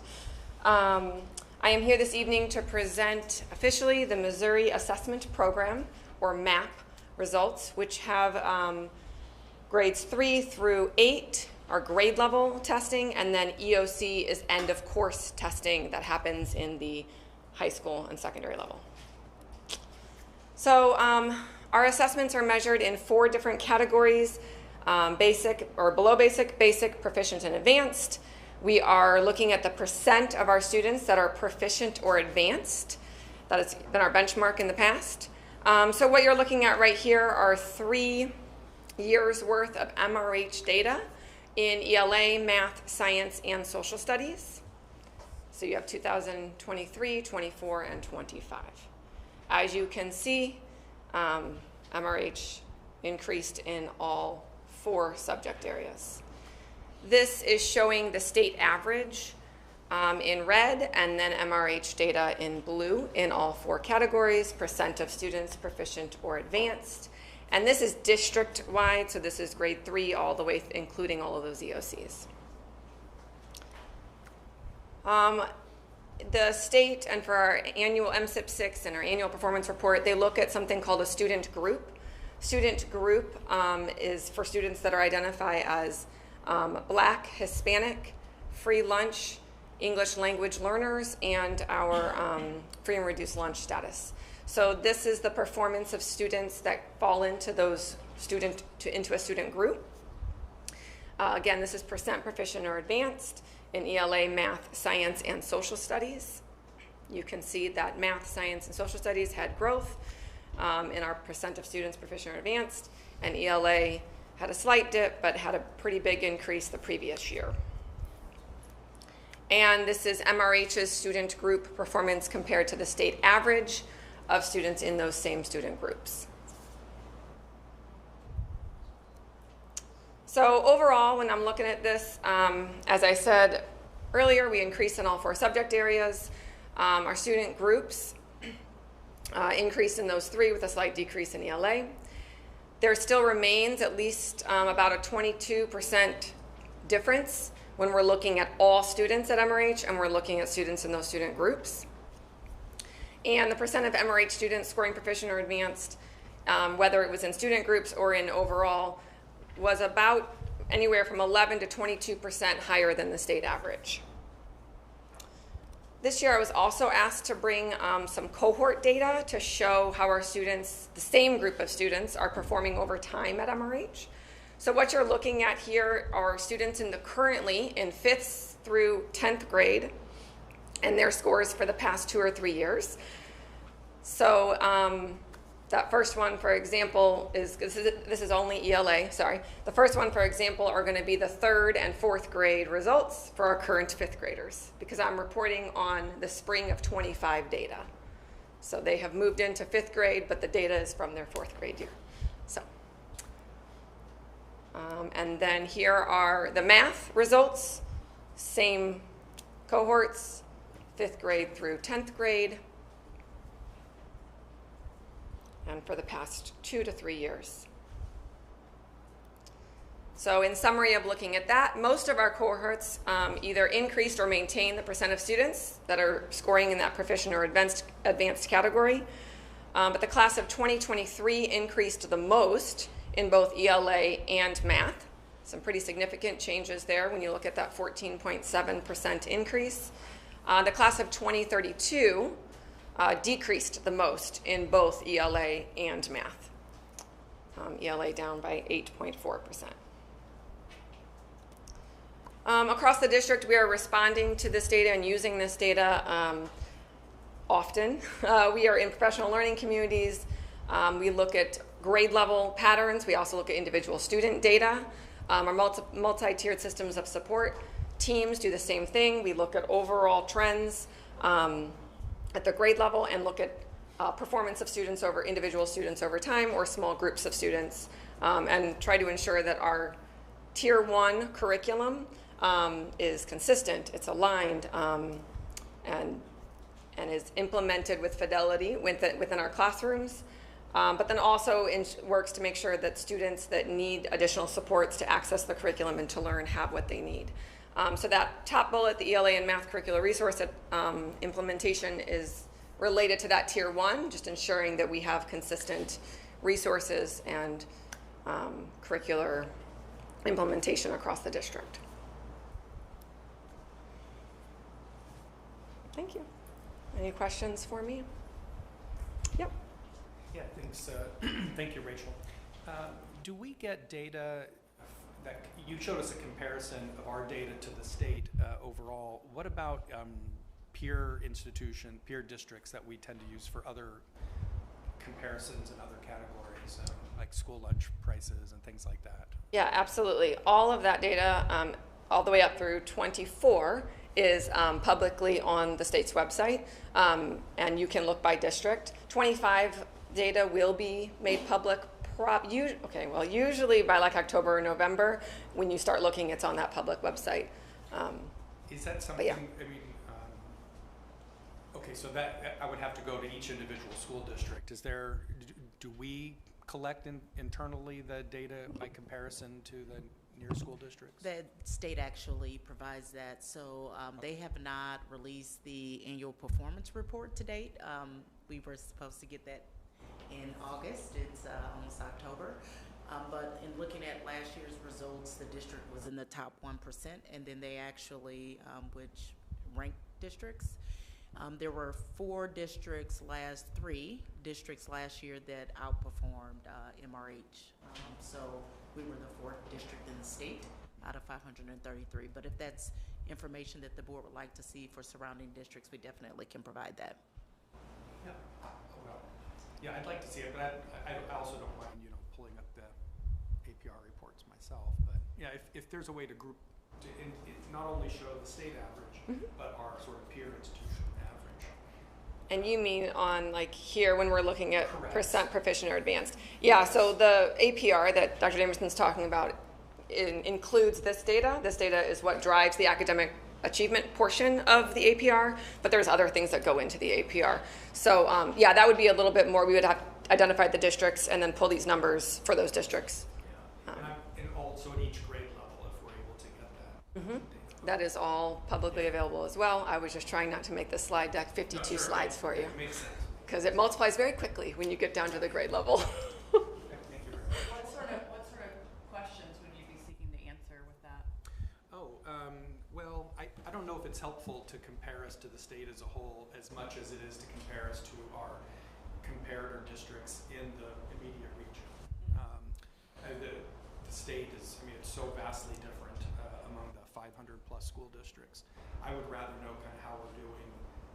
It is helpful to know how we're doing relative to the state as a whole because these are state tests, but I would also be, if we just add another data point, I think our public would like to know, I certainly would like to know how we're doing relative to the, we use a peer set of schools for other things that we've done here, so if we could just do that also for this. State actually, I attended the Commissioners Advisory Council meeting, I think it was this week, and they actually introduced a new tool that actually allows us to do that.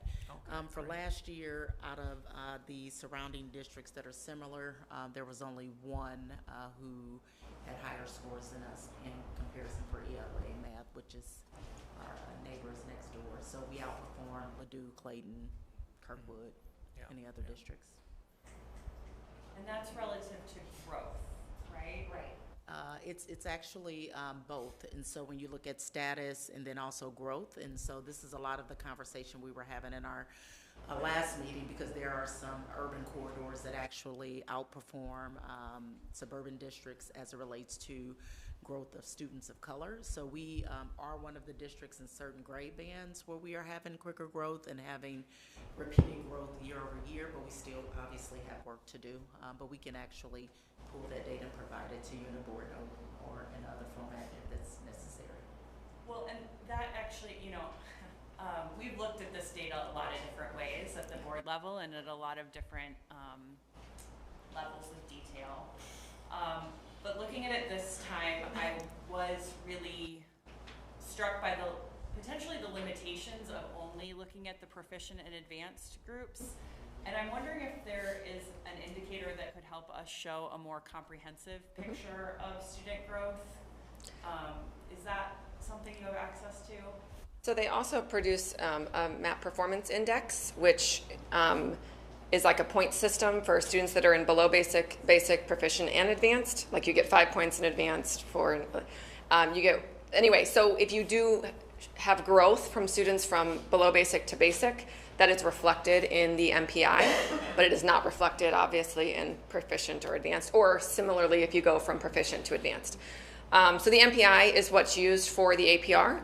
That's what the cutoffs are from. You'll see like 300 and 400 numbers, and that's what the MPIs are. So we can absolutely look at the same data using an MPI. This has been the way that I think a lot of public understand, and we have a benchmark we're trying to get. How are we doing? It's like a grade. What percent of our students are there? MPI is going to be like more like a scale score. I'm going to say we're at 322. That's really good, but you know. Right. Yeah, and I do think that from what I understand, our elementary school has been recognized for outpacing the state in movement, right, for students from one category to a higher category, right, and that obviously we want ultimately all of our kids to be at least proficient, if not advanced, but it is significant to move a child from below basic to basic. Yeah. Perhaps yes. One of the most important movements we can do, and we're missing seeing that and recognizing that. I think the other thing that I'm feeling, is hitting different right now too is just 3 years feels like a blink as far as this data is concerned, and wondering about looking at a more significant timeline. Keep it earlier in the tax rate hearing. It was eye-opening and affirming in some ways to look at the tax rates going all the way back to 17. And if the data exists, I would be very interested in looking at a much longer trend line to determine if this is a trend versus a hiccup, sort of thing. And that would require the state to have a consistent assessment. Well, I do know. Scale. I have heard Ms. Ward many times tell us we cannot compare. Do not compare. We cannot compare last year's to this year.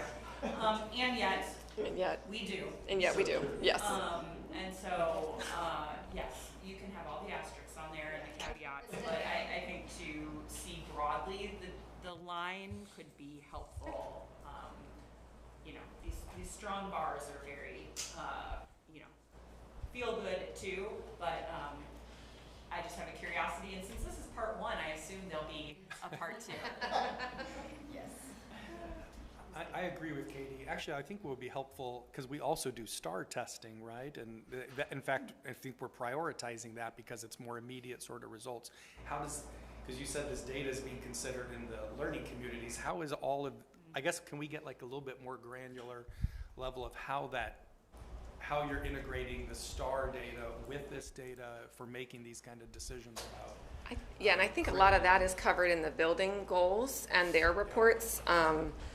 But if you want to... That's fine. I understand that would come from that.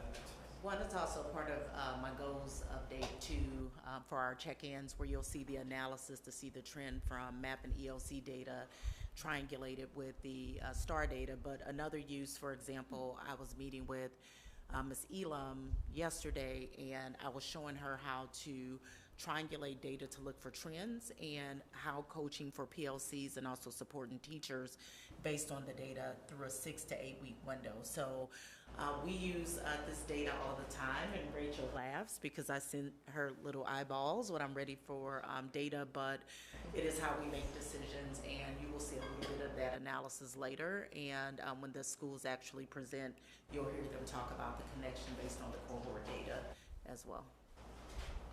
But yeah, in PLCs, like this week, we were looking at both together, like putting it all together to see if we're seeing trends, if it's aligning or not. We're even comparing it to grades in the secondary level. How are we doing with overall multiple data sources?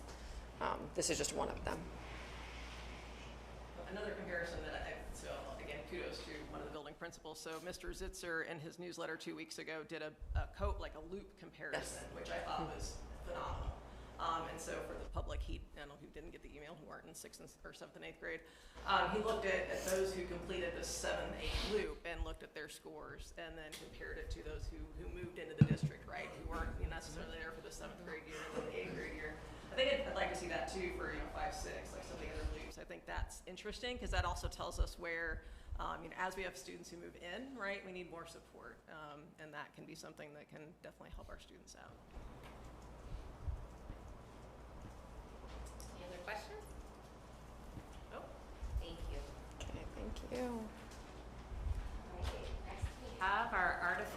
Intelligence Usage Plan by Dr. Jameson.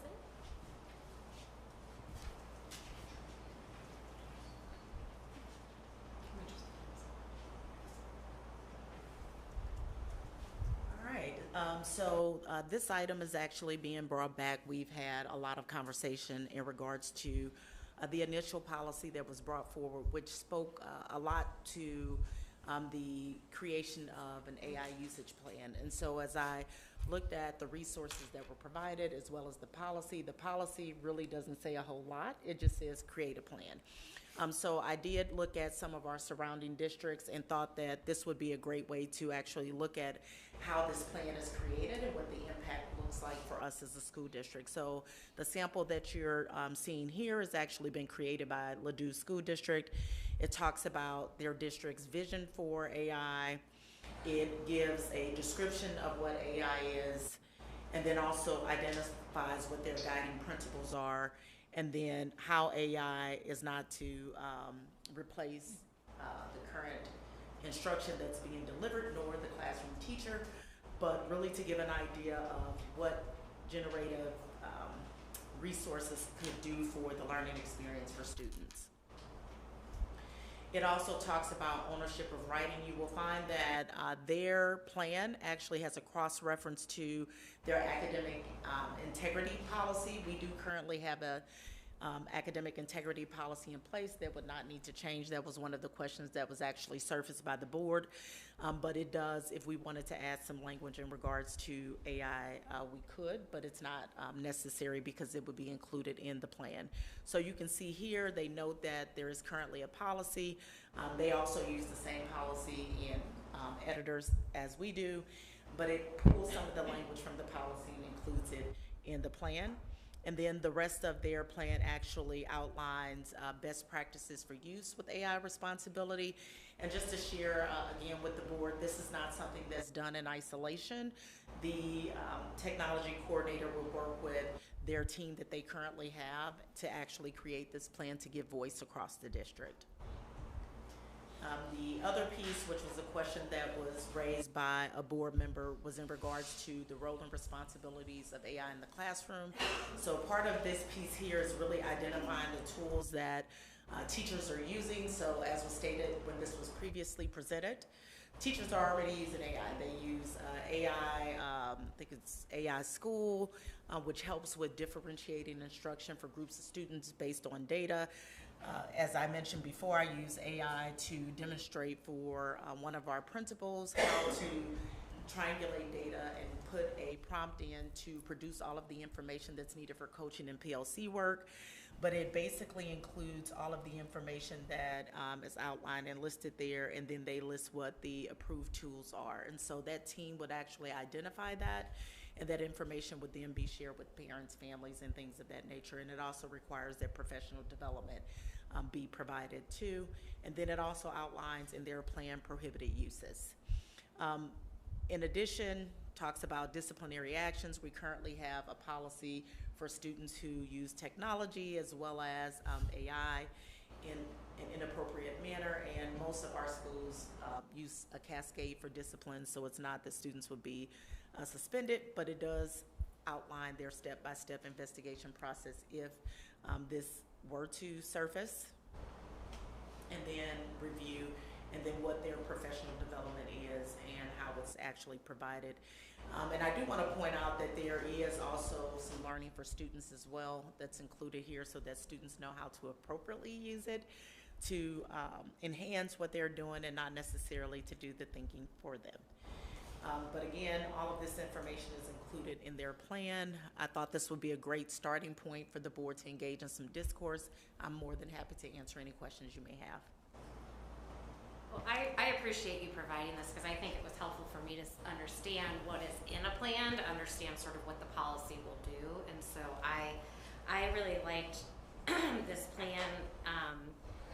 If it's not limiting in any way, I liked that it had approved tools because I think it's better to be clear. Like, it's easier to enforce when you have clarity around what is allowed and what's not. I liked how it had prohibited uses and a spelled out investigation process that allowed a student a chance to explain themselves. And so I think that's more easier for a teacher, like if they have an actual process they have to follow each time they suspect it. The one thing I didn't see in this policy, and I don't know, I was sort of looking at other districts to see if they had, is that Kirkwood's talked a little bit about like teacher usage, and I don't know if there's anything that would be in a plan about sort of like how teachers use it. I don't know. But so thank you for providing this example, because I think it really helped me conceptualize what the policy is aiming to accomplish. So I don't know if anyone else had any other questions about. You asked my question actually, which was our policy talks about also staff and employees, but the Ladue sample looks like it's specific to students. And so just when you go back to the disciplinary action in the policy, having that kind of same idea on the staff side would be important to support, eventually, to support this policy. And I think Kirkwood is where I saw it. And they have a couple, I believe Rittner has it, and what's interesting is I had Kat to pull this policy again. They actually modified it, so what you're seeing. Okay, I was gonna ask you, like, this is different, right? Okay. It is, because what they found is that school districts were basically doing their own thing, and they felt like what was there was prohibitive, so they went back and modified it again. Because they cut out a lot of stuff. Yes. Okay, I wasn't. Yes. Okay, I was wondering that. We did not do that. There were a couple of things though, and I don't know if that's just added to the plan, but they removed like an annual. Well, maybe it wouldn't. An annual review, which I do think is important to require an annual review, especially if you're going to have approved tools. You're probably going to have to. Okay. Yeah. That's something we can add back in if we want to do that.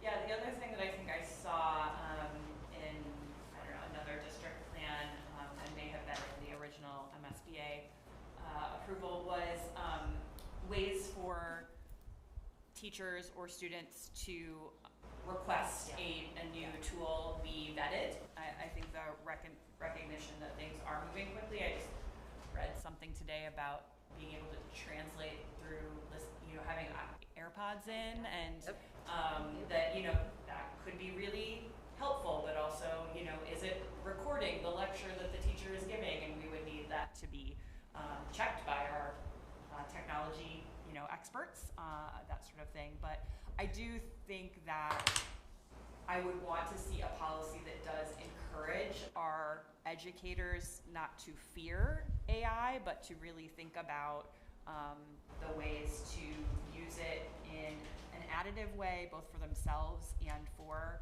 students. Obviously this is, whether we like it or not, part of the world that they are going to be, launched into. And so I agree that, potentially some more recommendation from administration on, that sort of hopefulness and additiveness of AI for the teacher is, something that I would love our plan to include. Yeah, I'll second that new products. That was something I liked how it outlined sort of a process by how you make that request. I thought that was nice. If I could only be a student voice at the team. Well, right. I think it's just about ready to share it. If I could just make one comment, my main concern when just skimming over this Ladue sample plan is I'm with a lot of students that use AI, sometimes just to outline or to brainstorm, and sometimes it's just copying and pasting right into the assignment box. So kind of a whole range of it, and I'm very familiar with I'm familiar with how AI works and how people may use it to complete assignments. My main concern is when teachers are mainly relying on things like ZeroGPT or Turnitin, which are online ways to detect AI and see if they're being used, and that is the only thing that they're relying on. I'm very worried that something might get flagged that is not AI, and a student might get punished for that without, if they're not able to prove it or provide evidence that they've drafted something or that they've written down something, and then getting punished for that unfairly.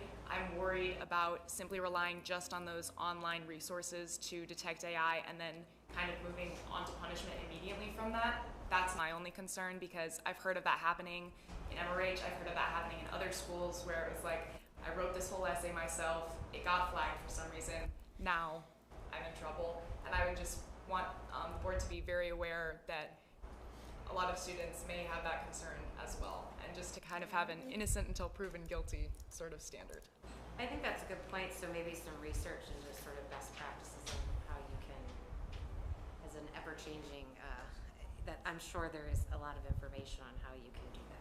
Yeah, I feel very uneasy about AI detection tools generally. I mean, I think I would like to hear some recommendations from, you know, again, our administrators on that. You know, I have heard stories as well of people putting things in that were written in 1990 that get flagged as being written by ChatGPT. Or having a quotation in it. Because they use a certain symbol, like the Right, what M dash, the M dash. I've had stuff flagged for my M dashes. I love M dashes, but That's a great point. Basics, like what is the significance for them to turn it in? And I posed that question to colleagues at one time and got a variety of answers, which is like that first step when you get the turn it in report is to understand like what is common, what seems out of an outlier, and especially for a new teacher that may not have so much exposure to that, depending on their background. additionally, sorry, I have one more note, but I've also heard there's often some bias with, like, if one student typically doesn't have, is not very strong in writing or is not very strong in their assignments and then turn something in that's like very good, a lot of times teachers will immediately be like, oh, there's clearly use of AI because you've significantly improved from the last essay you wrote or the last assignment you've turned in. But this happened to a friend of mine and they were like, no, I just put a lot of effort into this assignment and it got flagged for that just because of bias. And so I would just be aware of that as well. Another good point.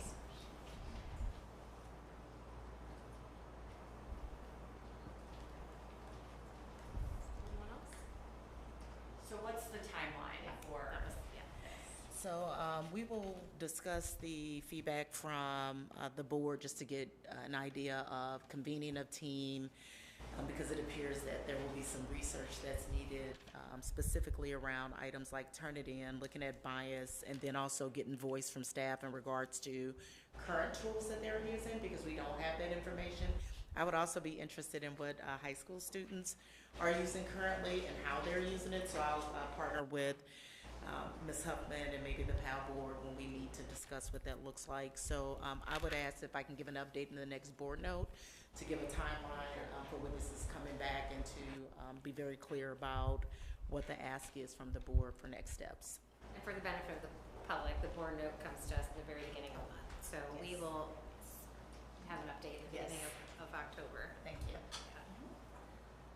I tried to raise my hand. Oh, sorry. You didn't see me or anything. Sorry, Trent. I think that's okay. I really appreciate this as an example. The thing that I really liked about it is that it's very teacher oriented. It puts the teacher in the role of sort of adjudicating whether or not a tool is worthwhile using or not, and then also in the detection side of things. You know, are people, are students using it inappropriately? I think that in a fast-moving area like this, where it's emerging and changing all the time, it's nearly impossible to keep up with a policy to the things that are going on. And so you need to be able to look at things on the fly immediately. And the best person, the best people to do that are teachers. And so I thought the legitimate example was excellent. Thank you. Okay, anybody else? Next up, we have finance. We have our fiscal year 26 August financial statements by Dr. James. Promise we'll be filling this position very soon. And thank you, Tony, for getting the documents together for me and also answering the questions that were posed by the board prior to.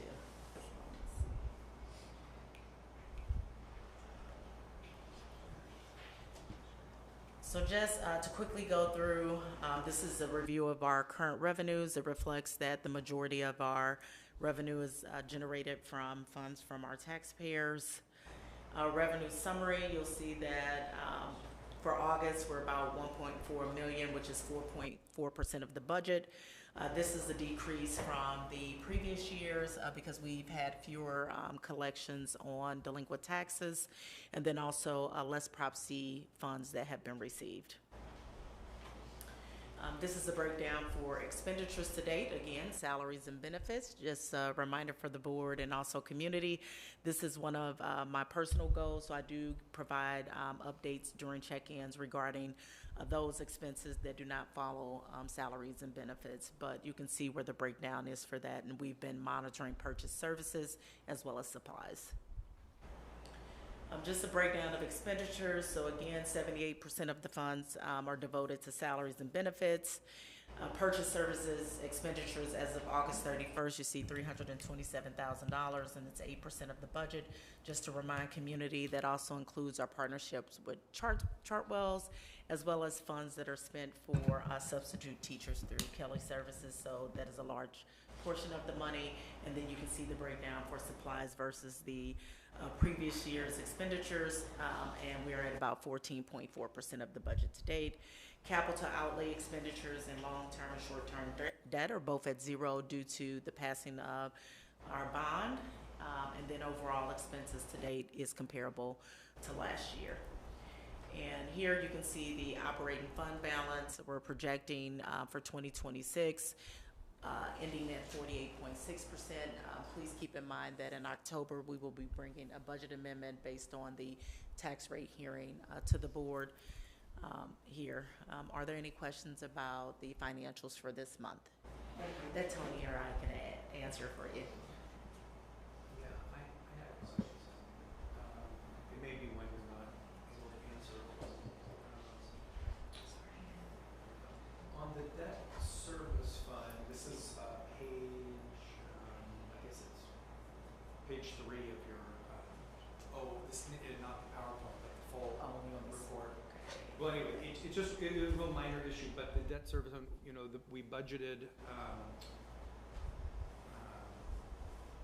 for $100,000, and we've already accumulated $51,567 in interest earned. This is the interest earned account, or general ledger item line.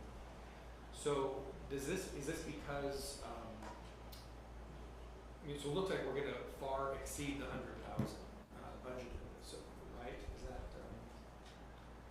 Tony, did you want to go up to the? I have 5 more he's looking at. I'm sorry. It's the interest. Yeah, page 3 at the bottom, the debt service fund, interest earned. It's GL 5141 there.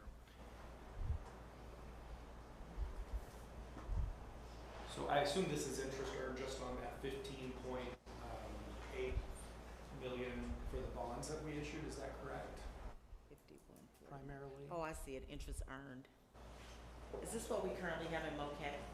Tony, if you can answer that one.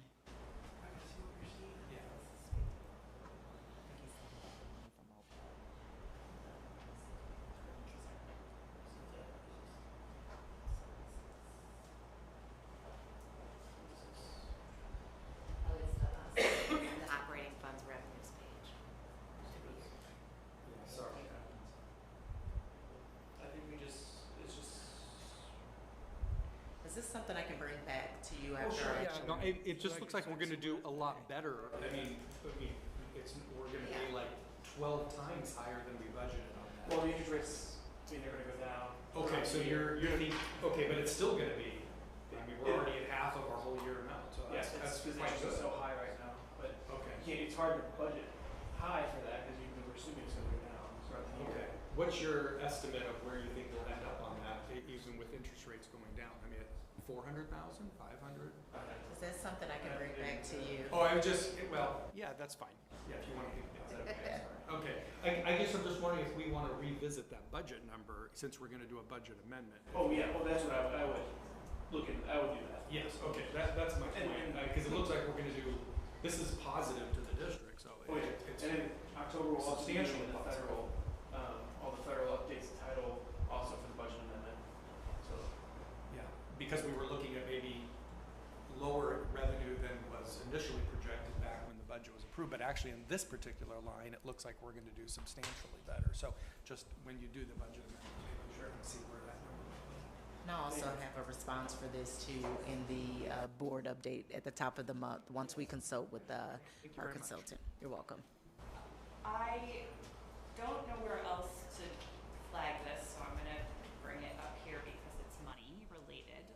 But last month we talked about the salary disparity in our transportation department, and I was just wondering if we could get an update on that. Absolutely. So I did have a conversation to speak with one of our transportation bus drivers around the process, as well as other individuals within the varying departments. So we thought it was an easier task than anticipated. So I did talk to Julie and Jenny about this. So we first have to change one of the job descriptions, because the way that it's currently written, it's a split position, which doesn't allow us to actualize the pay that we discussed, because we would currently be given only an increase, which would be a pay deduction, because the way that their job description is written, it's lower for one side of the main job, because it's considered 60% of the time, and then the other portion. So next steps for us is to actually bring that individual to the board with a change of job description, and then also a request to increase their salary to what's being asked, and then we would go back and actually look at that. From an update from Dr. Dietrich, just today he received all of the bus driver fees for all of the contracted services, so that would be Husky, First Student, and then we are also acquiring the information based on the conversation from surrounding school districts. Dr. Ambrose Phillips did provide that, so it was a bit more of a lift than we anticipated, but once I started talking to everybody else, and then we would actually make the adjustments to salaries, and which would also include benefits. So that will be forthcoming for the October meeting, and we did have a discussion with the employee that's impacted. Okay. Great. I just want to stress that I think that is an important thing for us to be moving intentionally, but as quickly as possible. So. And as part of that, I think we talked about this, but like you would give us sort of like the overall cost Yes. estimate of what Yes. the cost would be, but well worth it. All right, did anyone have any other questions? Nope. All right, next we have board communications discussion. We have calendar of events, and I did remember to look at the calendar before I came.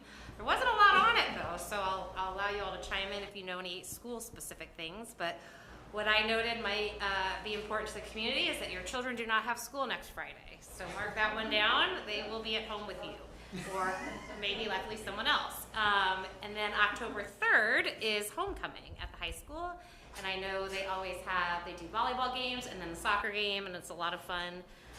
So those are the two things I saw. I will bring it up here too, and I'll bring it up again when I get to my Joe's Place update. But Saturday, September 27th at 8:30 a.m. at Wilmore Park Disc Golf Course, there is the Joe's Place Disc Golf fundraiser too. So you can go to their website to sign up, and I will provide more details in a little bit about that. But I don't know if anyone has any other. I'll just say the girls softball team had their first win of the season today. Nice. Awesome. All right. And then board committee reports. It looks we have for our students update. We did meet this week. We welcomed some new members. We missed some old members that have retired from the committee, and really just reorienting to what we're going to be doing this school year. Many of our strategic plan tasks have been completed, many are in process, and some have yet to be started, but the strategic plan continues on until 2028. So come join us. The next meeting is not for a little bit, but we have fun when we do them. In December is our next meeting. So. Thank you, Katie. We had a Joe's Place meeting last night. As a little update, there are currently 2 students living there with the possibility of a 3rd joining soon. We have 3 new board members, which is exciting, but always looking for more. And something that came up last night was really wanting to draw from like some of the parents of our younger students to get them involved, because what we were noticing, it's a lot of parents who've been here a while, so we were hoping if you guys know anybody who might be interested in joining the Joe's Place board, send them our way. One thing we worked on last night is, so the Joe's Place strategic plan is only goes through 2025, so we began a discussion of the process of crafting a new strategic plan and did a SWOT analysis with strengths, weaknesses, opportunities, and threats. It was a very fun, engaging conversation. That whole board was full of information, and so that is what is on deck for the next few months for Joe's Place. And then finally, again, sign up for the disc golf fundraiser this Saturday, or next Saturday, September 27th at 8:30. Dr. Dietrich has shared these awesome, you get a disc, each player, so it's a team of 3, and you each get a disc. I have never played, so I don't know what you do with them, but I mean, probably like a frisbee, right? Kind of that. Give me a try. So it'll be fun. It's at 8:30 in the morning, and you get free lunch, right? Free lunch and some other goodies come with it. So please come out and support Joe's Place. Does anyone else have any updates? Nope. All right. Okay, next we move on to board's role in climate and culture, and this is something that Katie had asked to be added, which I think was a great add, so I'm going to just turn it over to you to get started. Yeah. Well, and I want to say thank you, Jenny, for honoring my request to add the agenda item today. The culture and climate in the district is something I think we all care about, even if we have different perspectives on the problems and the solutions. I wanted to, again, thank the administration for providing the climate and culture data last month, and reiterating in my role as the senior stateswoman here that under Dr. Jameson's leadership, Dr. Ambrose Phillips has formalized and improved the stay and exit data collection. The stay surveys are an innovation that is part of our district's commitment to better understand what our employees value and need to feel supported. Prior to 3 years ago, MRH only conducted verbal exit interviews, and that information was shared by exiting employees and it was written down and synthesized by one administrator for presentation to the board through their lens. Today's process provides us with more data and more responsibility. The climate and culture of the district is everyone's responsibility, and that was obviously a sentiment we heard earlier this evening. I agree with that. But I think that it's important for us to understand there are different roles in the climate and culture. So if you would indulge me, I'd like to reference just a short passage from the Governance Core. This is a book that the board read in 2023 as part of our professional development. It's one of the books that DESE and MSBA recommend for board members.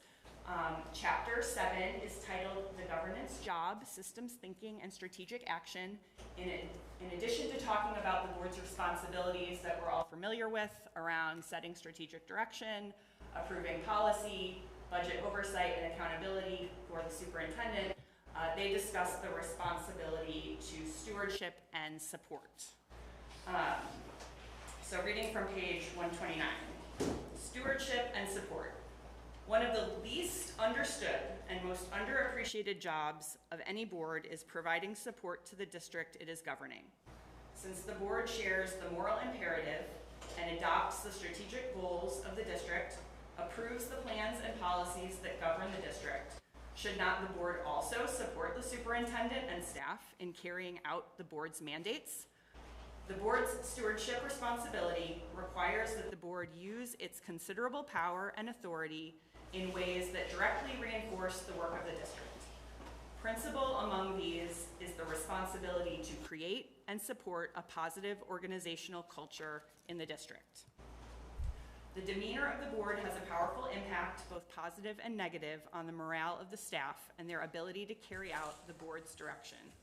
It is the ultimate measure of support to staff when the board governs by the principles it sets, establishes clear, unambiguous direction, and lives by the norms it has established. To do otherwise seriously endangers the integrity and quality of the education program of the district. One of the most important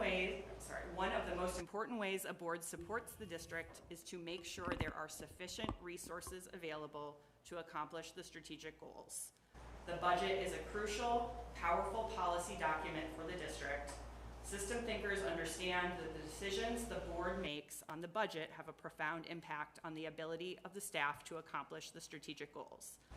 System thinkers connect the fiduciary dots. Governance is often about difficult resource decisions. Priorities and focus must guide those decisions. And then skipping ahead, the board has a profound impact on the district culture. The actions of the board, both explicit and implicit, communicate to the staff and community the organizational values of the district.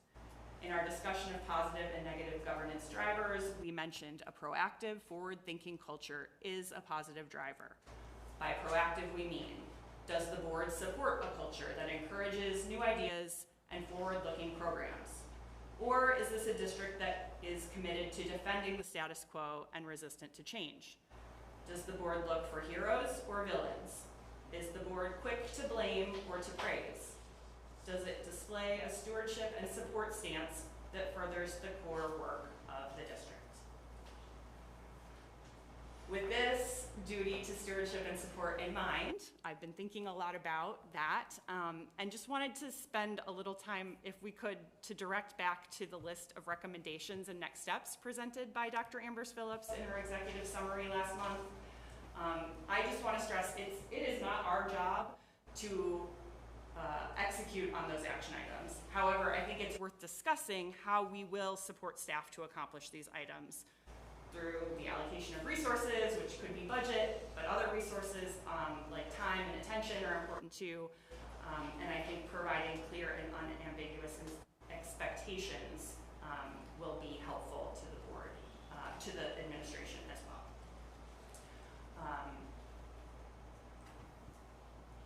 So I did ask Kat to add in the executive summary from last month.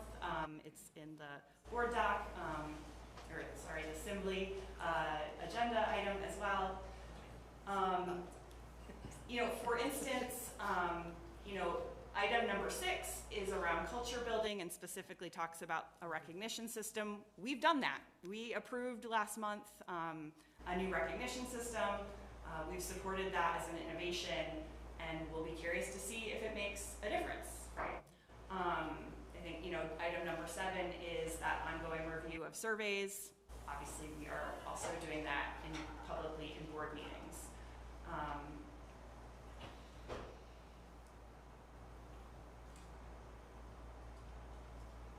I do have wonderings specifically about the last item, 14. The action item to address racism, microaggressions, and bias, and have some curiosity around the first bullet point says targeted equity and anti-bias training for all staff, including leaders. I would ask of administration, do you feel as if there is currently enough resource to provide what is necessary there? I would say no, based on the current budget, and this is a conversation that Dr. Ambrose Phillips and I had because it typically lands in professional development, but it's tied to her office, and being able to bring someone in to actually lead that and looking at it from the standpoint of varying groups so that we have ally groups and then also are able to have ongoing conversations. So I do think from the standpoint of having professional development funds allocated would be beneficial.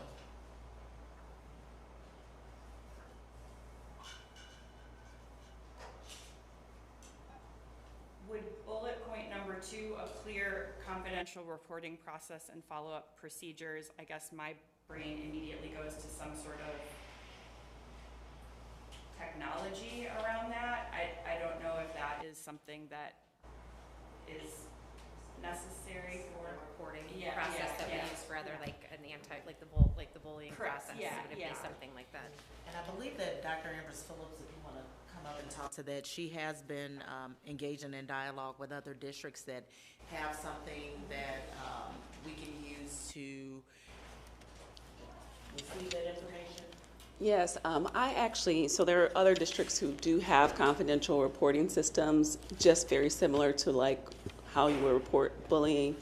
And so the recommendation is to investigate and research and see what options exist and what the pricing might be on something like that, or is that something that we can create in-house without any associated costs with it, but to explore the opportunity to be able to do so. There are concerns, and several grievances have been put forward. Some people have sent emails to me or have lifted concerns, and I'll say, do you want to fill out a grievance? And I'll send the grievance form to them, explain the process of the grievance. And I've had several staff members who had legitimate concerns that really I talked to administrators about those things, but elevated it to the next level. And there were concerns about being able to report it in a formal format. And so the goal is to be able to still have those voices be heard in some way, because those issues do persist. And although I'm having individual conversations with those particular employees, there are other conversations in similar settings that are very closely aligned, that I do think that there are power in numbers, to be able to understand, is this an isolated incident, or is this something that we need to really unpack further in terms of maybe it is more of a broader problem that we really need to address.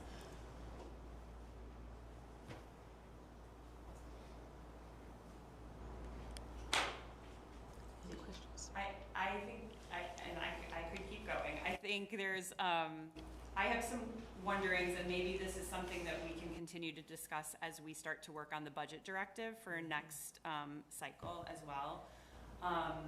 Number one, being the compensation review. I don't want us to investigate something that the board is not willing to, support, right? And so I think that is a question for the board, and again, maybe not for tonight, or we could discuss it tonight. Like, are we willing to make increases for administrative salaries and support staff salaries a part of our budget going forward? I think, again, that is a question mark for me, and that was one of the things that I don't want to put our administration out on a ledge that we're not prepared to follow. And I guess, can I zoom us back out a little, since everyone here is new at this, except, so I guess for me, when I was looking at this, I think it ties into, we have not, as a board, sat down and figured out our goals for the year. So some of this discussion to me ties into, like, what do we as a board want to prioritize? And then I guess a question for me too is, when something like this is brought to us, like, I guess I didn't understand if we should be providing feedback. Like, we would like to prioritize this, so maybe too it would be helpful for us to understand sort of like from a process perspective. But I agree with you, like, I am all fine, like, if we need to provide explicit, support or whatever, because I noticed, there's, when I went back through the climate culture surveys, along with number 14, something that seemed to come up on both sides, teacher and student, was behavior. So that seemed to me one, like, to prioritize, and then communication gaps was another one, and then support staff generally about, like, treatment and their position and that. So, like, I guess that's a question for the board, do we need to sort of, we have not crafted our goals, and so would this tie into that? Or just your experience, is that how you usually handled this stuff? Yeah, and I would say that board level goals have been very inconsistent, I think, over the years. I recall, at a point in time when, prior to Dr. Jameson, the board, kind of having the superintendent's goals and also having the board goals, which were also all superintendent goals, sort of thing. And so I do want to make sure that we're, again, maybe not necessarily developing our own separate goals, but figuring just objectives for like, and it's semantics, right? Around what it is. Yes. But what our priorities are. Correct. Yes. That's a better word for it. Yes. So yes, I think. And obviously most of our discussions have to happen in public spaces, and this can be messy and time consuming and just so that was my other request for potentially this being kind of chunked into multiple discussions. Well, if we could, I'm sorry, like just use the same type of tool that we use for superintendent goals during a work session to narrow down one or two specific board goals that we want. That way we're not overwhelmed by too many things, and then figure out within the parameters what we can actually do, like if it's budget resources, or any other type of resolution or adoption of a policy, and just focus on one or two things. I think that would probably be beneficial. My vote is, I think that the whole number 14 is something that should be addressed, and if we can do that in an aggressive manner, making sure that those resources are there for us to facilitate. And I think also too, just from some of the speakers that we had today, some of the importance of having maybe not a you said this, you meant this kind of thing, but a more of just a purely educational, like, hey, this is something that happens. Let's figure out a way to move forward. I'm a big fan of mediation. I think that if you have a third party that is, quote unquote disinterested, it means more to come from that person than it would from me or the other advocate. So anyway, those are my thoughts. I said my thoughts. I think I think you hit, Katie. I walked into the budget piece late, when I joined the board, and so, and I wasn't here for the beginning of it, but it did feel like there was this very, purposeful intent to, cut the budget back, which, I agree with, fiscal responsibility in this day and age, especially as we look around. However, I also think that the narrative coming out of the board, at least from my perspective when I wasn't on the board and watching them, was that it felt like the district was pushing more toward, just strictly money and not focusing on people. And so I'd kind of like to switch that narrative back a touch, I think. And so I think that comes, full circle back to this. Whereas, we don't have to say we commit so much money to it, but we can't hinder our staff to not want to even come to us with requests, right? And I feel like we've kind of gotten to that narrative, like you have to cut so far if you can't even bring anything to us. I want to ratchet that back, right? Take that culture back to, you can bring it to us because we're willing to listen, right? And I think that's the piece that we need to think about is what, it's intent versus impact. And I think our intent was to cut the budget so much, being fiscally responsible, but the impact became this culture of, we can't even bring anything to the board because they don't, we can't even have a ream of paper. And again, so I think that's where we need to sit down and think about as a board, what that looks like going forward. I do want to sort of rebut that. In fairness, I think we relied on the administration, though, to provide us what were the most important pieces. And I guess for me, nothing was raised specific to, I thought we were already doing training, and so there was never a request for additional, but it sounds like we need additional different training that would be helpful in resolving this problem. So in fairness, I think that, it's a two-way street. Yes, I think we were like, we need to cut, but we also rely on the administration to point out, like, this is an area we really can't cut in. So if we need this, we need to take from somewhere else. So because we are working with a finite amount of funds. And also too, I think at this point, it doesn't really matter what we did in the past. No. Or why we did it. Like, right. just, so correct. we are fully justified in the budget that we presented. Right. But right now, we see these problems, and if there is a way to address them, because what we were doing now is not working. So we need to do something different. I can say, I do think intent and impact are definitely different, and I do believe that all of our administrators, I would say, are very fiscally responsible. If you look at the budgets, most people, when they budget for things, if they don't need to use the money, they don't. I often, in my human resources budgets, my team will tell you I'm super frugal, right? In terms of how I spend money. I think I'm more conscientious of how I spend tax dollar funds than I spend money in my own household budget. My husband would hope that I would, certainly employ the same standard. But I would say that that's true for everyone. That's not just unique for me. But right now, just recently, there was a professional development for principals that was $1,000 for everyone in the district, $150 per person.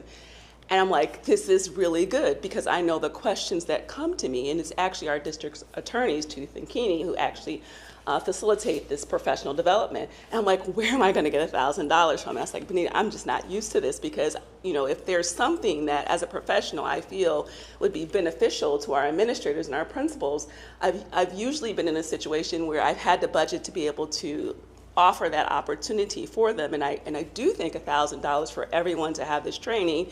And the training is, you know, once a month, and then also the sessions are recorded, so you can go back and see them later. And it's you know, but to be able to grapple over $1,000, there was another situation that was $250, and so I do think we're having conversations with administrators like, oh, we can't do this, and so people are really cutting their. I'm making revisions to their plans, and I do have one principal here, Ms. Huffman. I don't want to put her in a spot, but I know there's some things in terms of kids where she also has had to figure out how she's going to spend money when it comes to programming that impacts students as well. So I know that that certainly wasn't the intent, but I do think that there are people who do feel reluctant to bring things forward because they don't know how that's going to be received. And so I appreciate that we're having this conversation, so maybe those things can be lifted and evaluated, and it might be yes and it might be no, but for people to feel very comfortable with the ask.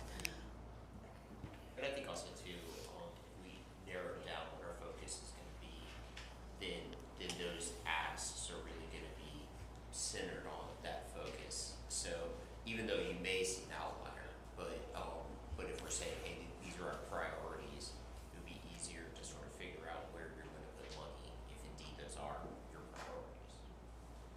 I would also ask that you heavily consider one, just because, again, going back and looking 3 years ago and some of the promises that we made to our support staff, and being in support staff forum on a monthly basis for 3 years now and having these conversations continue to come up. I can send that board meeting to you where we had the discussions about support staff increases.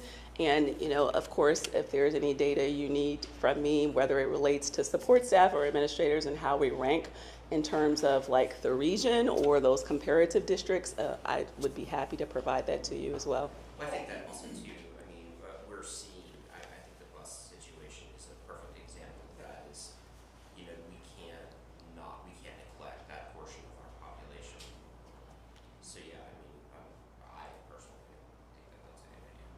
Well, and something that Dr. Jameson and Julie and I discussed was bringing forward, because there is a support staff forum and group, is in our meetings, you know, bringing those issues forward to the board so that we can talk about some of those things. And I know when it comes to salary, you know, last year when we were discussing salary, again, we had a limited amount of money, and we were told, you know, there had been some raises given to support staff, that they were currently, you know, towards the top, not at the top, and that we had, you know, teaching staff way down here. So with the funds we have, we were trying to bring them up, and now our goal is to keep everybody up, you know, and so it's a struggle year to year. So I don't think anyone, you know, wasn't supportive of that. And the problem is those conversations, because of the nature of them, sometimes have to take place in closed session and they're not in public. So I just wanted to note that, like, I don't think any of us is not interested in making sure that our support staff receives the pay that they deserve.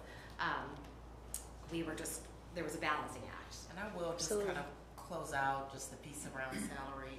That is a topic that was discussed in our first support staff forum, and I did share that we were doing an analysis, and that information will be brought to the board, because typically when we engage in negotiations, it is just for the teacher group, and so they have identified 2 to 3 things that they would like for us to bring forward to the board. So once we identify those, have some cost factors associated, they will be presented to the board for consideration.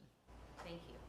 I think the one other thing, and I will make this my last, you know, question about the action items.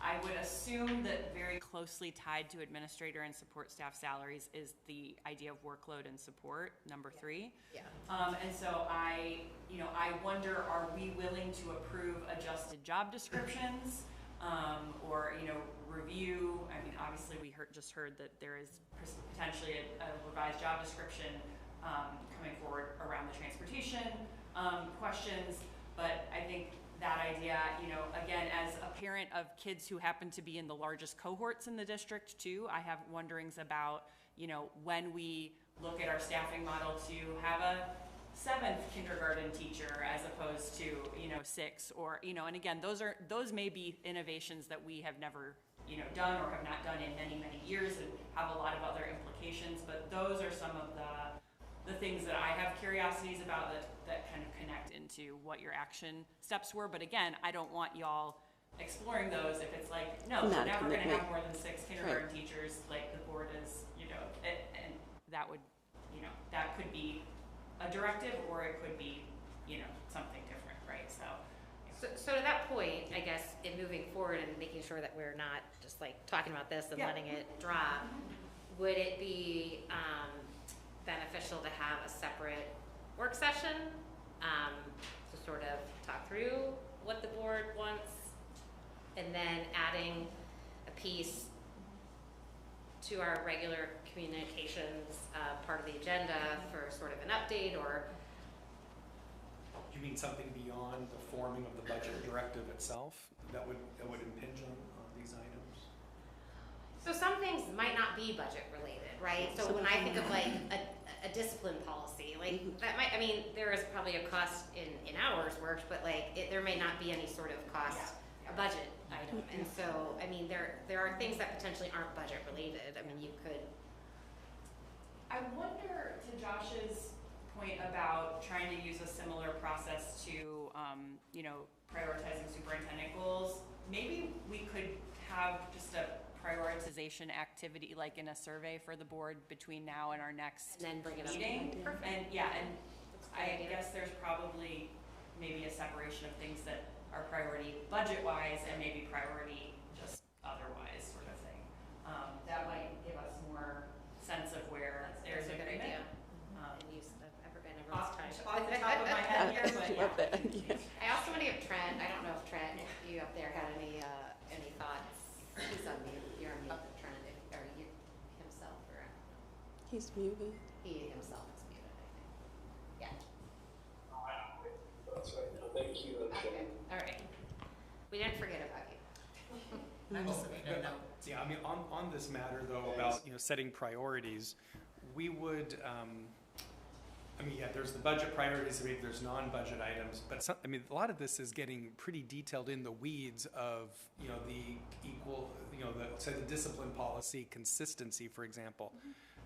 We would approve a discipline policy, but how that's being implemented as a matter of consistency, Correct. I don't know how we get involved in that. No, I think it's just that what I hear is us saying, we want you to do this, right? It's us determining which things, not how to do it, but like, this is what there's limited time. Yeah. This is what we, this year, would like you to focus on, because that's a long list, and so if you can't accomplish it all. Yeah, so the idea, what you're suggesting is we're going to tell, say, Dr. Ambrose Phillips or Dr. Jameson here, that these are the non-budget items we expect you to work on. Well, we would let, yes. Okay. I mean, it just seems like we already, I mean, there are systems in place, supposedly, for, I'll just stick with the discipline policy consistency. I mean, surely there's already a system in place for that. So I would say that it's very gray and it's not consistent. So when you typically look at a discipline handbook, and so the goal, and we've had conversation, there would be a budgetary impact because you would have to pay for teachers and others to come together to recreate it. But if you look at it, it's very gray. And so you can have a student who brings a knife and it could be a student conference, but it doesn't have a restorative feel to it. So you would actually create a student expectation code that would go along with that, and then also be delineated for the varying grade level bands so that it's developmentally appropriate.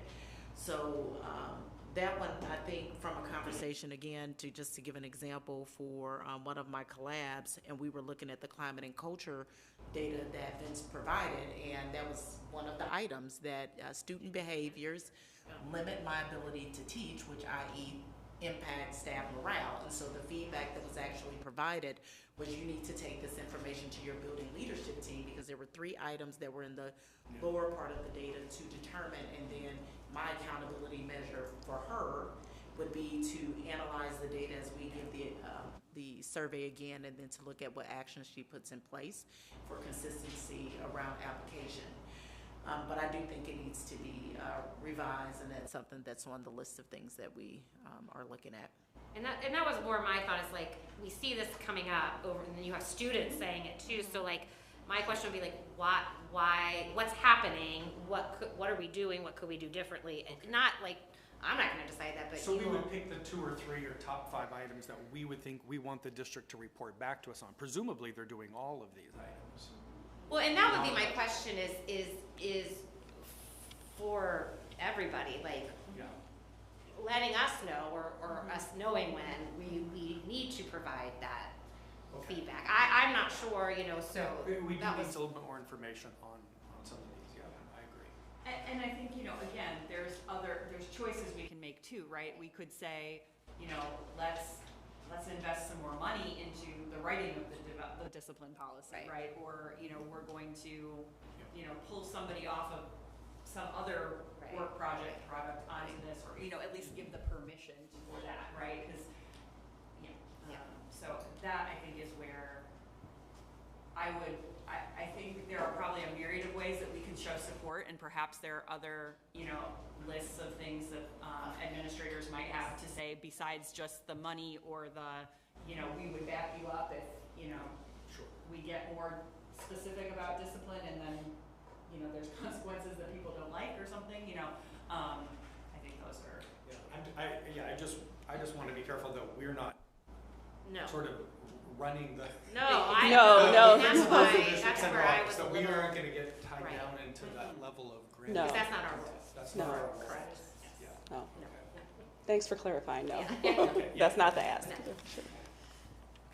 Any other questions? So then, next steps is we will, between now and then, do the survey, and then it will be on our agenda next month. So I just made a note to, and Kat was taking notes, we'll have a survey prepared and actually included in the next board notes so that it comes out with everything else we discussed. Perfect. Thank you, Katie. Truly appreciate it. Yeah. Follow-up question to Dr. Emerson. So you had mentioned about this $1,000 for this professional development. I mean, I don't recall that we made any cuts to professional development. Is this just a matter of when you set the budget last spring, you thought you would be doing these professional development activities, but now there's a new one that's come up? This is a new professional development opportunity that came up, and then during, I'm not really sure which board meeting it was, but my budget was cut. And so that I didn't have the money to say, the discretionary funds to say this would be something that's really great. I know the buildings, they already have their funds earmarked, but several of the principals said I really would like to participate in this. And so therefore I was badgering Dr. Jameson about it. It's like, can I just transfer the money from somewhere else, and I'll just try to figure out how to, you know, do less, better somewhere else. You know, I don't know. So that. I don't recall that the board made that cut. That must have come to the board already reduced. We didn't sit here and cut professional development. Well, I mean, we had requests to see reductions in budget, so I think it ultimately did come from us, whether or not we slashed that particular line item, you know, But that was an administrative level decision. But I think it goes back to that impact versus intent, right? Your intent was to just make sure that the budget came down, but the impact ended up being that they would take out some of the discretionary funds, right? So we left a pool in of discretionary funds. There was a couple $100,000 discretionary level. But we can. Not in my budget. Not in my budget. Well, so like, you know, right. I don't know that we But can it's okay. Well, I appreciate the going conversation. forward, that's a good, We would like talk to, about that in our next We would like budget to look cycle. for a way Right. to get these principals to the training you're talking about, so I don't know how we move to help you with that, but I transferred the money from someplace else. And I transferred the money from someplace else. But that would be part of, maybe it's part of this budget amendment process that we need to talk to Tony about next month. Thank you. I appreciate it. All right. On to action items. All right. May I get a motion for Board Policy Batch 2025C? I move to approve the Board Policy Batch 2025C as presented. Okay, any discussion? Nope. All those in favor? Aye. Any opposed? Any abstentions? policy GBEA. I move to approve policy GBEA as presented. Second. Okay, any discussion? All right, all those in favor? Aye. Aye. Any opposed? Any abstentions? All right, next we have policy FF. I move to approve policy FF